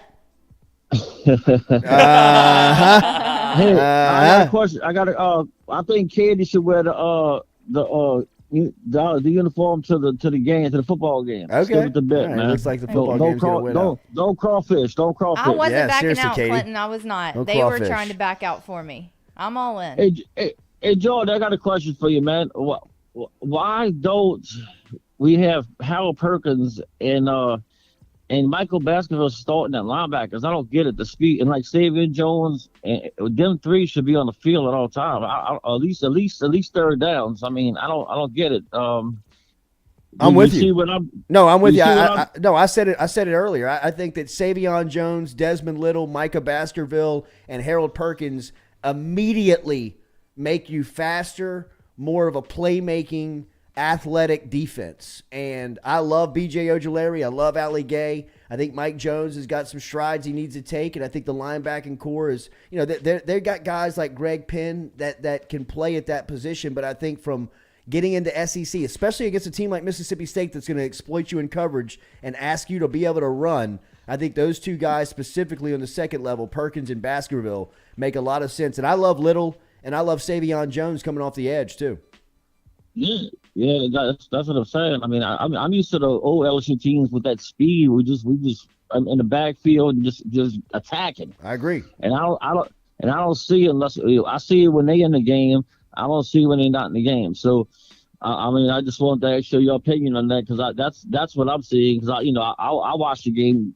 I watched it 5 times, and I'm a big LSU fan. As long as you weren't sober for any of them, I take your word for it. Oh yeah. I remember the first half at least of every one. Keep the baits in the water. I gotta go sell these shrimp, man. But I just wanted to get. Don't sell all of them now. You got to pay me off with some shrimp. You said 10 pounds of jumbo shrimp, Mississippi State. Now, we going straight up? We playing the line on that? Straight up or the line? Man, come on, bro. You think I'm a dummy, dude? I'm a fisherman, dude. I'm still gonna take the points, man. Come on. All right. So I'm giving you 2.5 points, and you're giving me 10 pounds of shrimp. Sounds good. I'll talk to you next week. 10 pounds of white shrimp. Now, I don't know if you know what that is because it's white shrimp season. It's not brown shrimp season. Oh, but the white shrimp are a lot more tender. Right? I gotta go pick some. I'm making some stuffed crabs for my wife later on tonight. So I'm picking the crab shells. I'm picking the crab shells later on. I'm making some stuffed crabs. The ocean. But yeah, I just wanted to ask you that, man. I appreciate it. No, I'll call y'all again next week, man. See what's going on. All right, Cuzzo. Bye. Good luck on building that fence. Hashtag Hey, mailbag. can you finish Hey, on I'm Jeff's knocking down the fence post right now. Look. Hey, you got to try your couple, man. We lost him. Can you finish Jeff's voicemail? Yes, I can. We need to take this ID off. Lloyd, lost. Yes, this is Jeff and Kenner calling, and as a founding member of the Bunker Committee, Katie, we are extremely disappointed that you are reneging on your bet to dress up. Very disappointing. No, I'm messing. But anyway, hey, Katie, there are 2 things on this planet that God made that I'll never be able to explain. Mosquitoes and cowbells. Cowbells are absolutely the most annoying sound to the human ear I have ever experienced. Y'all have a great and blessed day. It is so bad, dude. Easy. Thank you, Jeff. I appreciate that. Next one. I understand where you're coming Hey, from. Jordy and the gang. This is Tom Shepard, retired from Shell Oil. Oof, what a good I'm life. wondering about the red, white, and blue golf tournament. Where is it going to be held at? I couldn't see it on the scroll that was shown on the screen. Bring it up. Thank you, and go Tigers. It's at Santa Maria. It's at Santa Maria. Saturday, October 29th. Tommy retired from Shell. Oh, who's going to be there? Great 401k. Probably has a hell of a set of golf clubs. You should go talk to Daniel Newman should about a little go talk. investment strategy. Yes. Knows Get to all about Daniel. it. What's his phone number? Daniel Newman. Easiest way is to email him. Oh, yeah. Daniel.Newman at edwardjones.com. There we go. Daniel.Newman at edwardjones.com. DanielJones.com. That was just for you, Hunter Fournette. That ring. I'll keep on ringing. Ugh. Hey, Jordy, this is Rocky. I'm a Baton Rouge native, LSU grad that has been transplanted to Alabama. Yeah. I wanted to ask you if you could please give us your college football selections. I'm doing quite well, going the opposite way. Oh. I thought you were 6-1. 4-1. 5-1. 5-1 with 5-1. Monday's play. 5-1. So, Rocky, catch up. We'll have our Thursday picks with Zach Ewing tomorrow here, presented by our friends over at Caesar Sportsbook. Coming up in the second hour tomorrow. Flirting with the O-line there on 0. Big bad weekend for your boy last weekend. I know. Was Winless. up 230. Now I'm only back to 30. Ooh. Gosh. So we got to get a bounce back week. I'm thinking teasing LSU and the You went Big East 0 for? together. No, I just had some bigger plays out there where I stretched them out. Dave Aranda got me. Yeah. Put a lot of effort, and then you lose a double bedroom voice, overtime. Dave. Yeah, I trusted him. He broke my heart and He my seems wallet. very trusting. Yeah, we'll bounce back. We really like to drop linebacker in that type of I situation. love on listening to third him downs. talk. Can we call him? Sure, let's give him a call. He should Probably not do- this week. Probably not. Yeah, this probably week. not this He week. should not do this an week. audiobook. Probably not this week. He should. really should. Or like one of those 2 apps, pages like in there, you'd be Calm. like, Yes. Yeah, like that. Like, yeah, he should be a calming. He should Yeah. be a App. calm like a story meditation. reader. Even though I've Yeah. seen him, he's put forth a little emotion. Well, you read the article. He was forced to be that way at LSU. Jeez, did he hate his days at Imagine LSU. being like the smartest kid in the room. They're like, Yeah. oh, God, they're going to bully me if I say anything. I'm just going to go to – he probably ate lunch in his car. Like, I don't want to be around any of you people. Door closed in the office. Yeah. Anybody Or seen in a Dave? stall Yeah, in he's the in his You office. better respect it. Yeah. Right. That's locked. Yeah. Do we want to do one more? But I knocked. I don't care. I don't care. Don't ever come in here. Don't come. Nobody is allowed in. Matt Lauer. Oh, he Unless broke you my have the heart. special knock. Yeah. I've got the button. Whatever happened to Lauer? I mean, he's Did he just. bounce He got back? canceled. No, He's done. I don't think he. I mean, his wife divorced him, obviously, and then there was a big split up of their. What's your assets. name? Where you're calling from? What happened to Matt Lauer? HH in Rocket City. What's going on, Yo, guys? Rocket City, what's up, man? Oh, man. I just had a question if you guys had joined the Little Rock Touchdown Club yet. No, but I saw Feinbaum's quote over there yesterday. It was fantastic. Feinbaum opened up the Arkansas quarterback club by saying, "I'm not here to make Jimbo. Not here to make fun of Jimbo Fisher's record. His team already does." In front of the whole room, and got him going. But I saw Coach Ogeron was there. They've been wheeling him in, milking that teat. Yeah. Yeah, going back to Feinbaum Comedy Hour yesterday, I think he made fun of every single coach they've had at Arkansas since Petrino. But I guess that's really not that hard to do. Yeah, that's true. That's true. LSU's the butt of a couple of jokes too. What you got? What's on your mind? Hey, I just trying to get ready, doing some film study here for the revenge game this weekend in Tuscaloosa. It's been 15 years in the making since Saban's first year with La Monroe. Come to town this weekend. Wow. What's the spread So- there? Not enough? Yeah, not enough. Hopefully. So What happened last weekend? Yeah, that was a disaster. You say that the refs tried to give Alabama the game, but then Alabama gets penalized most since Saban's ever been there. I didn't buy the referee storyline. I still haven't heard an explanation on the roughing the passer and the safety being nixed off the scoreboard. Saban hasn't either. Well, I mean, he likes it that way because he made the rule up as the game was going. But why no playmakers? Is that concerned? But the kid from Louisville can go though, right? Harrell? Yeah, that's what we're banking on October 1st. So get that kid there. I mean, I went down there and saw him. I guess this summer. The kid's got speed. So, just sounds so down for an Alabama fan. Yes. How many? I can hear it in your voice. You I gump. wouldn't say that, but it was drop passes penalties and missed tackles in the backfield. It felt like I was watching LSU Florida State all over again. No, I hear you. Except you got to win. But like the thing that surprised me the most really was the Will Anderson stuff.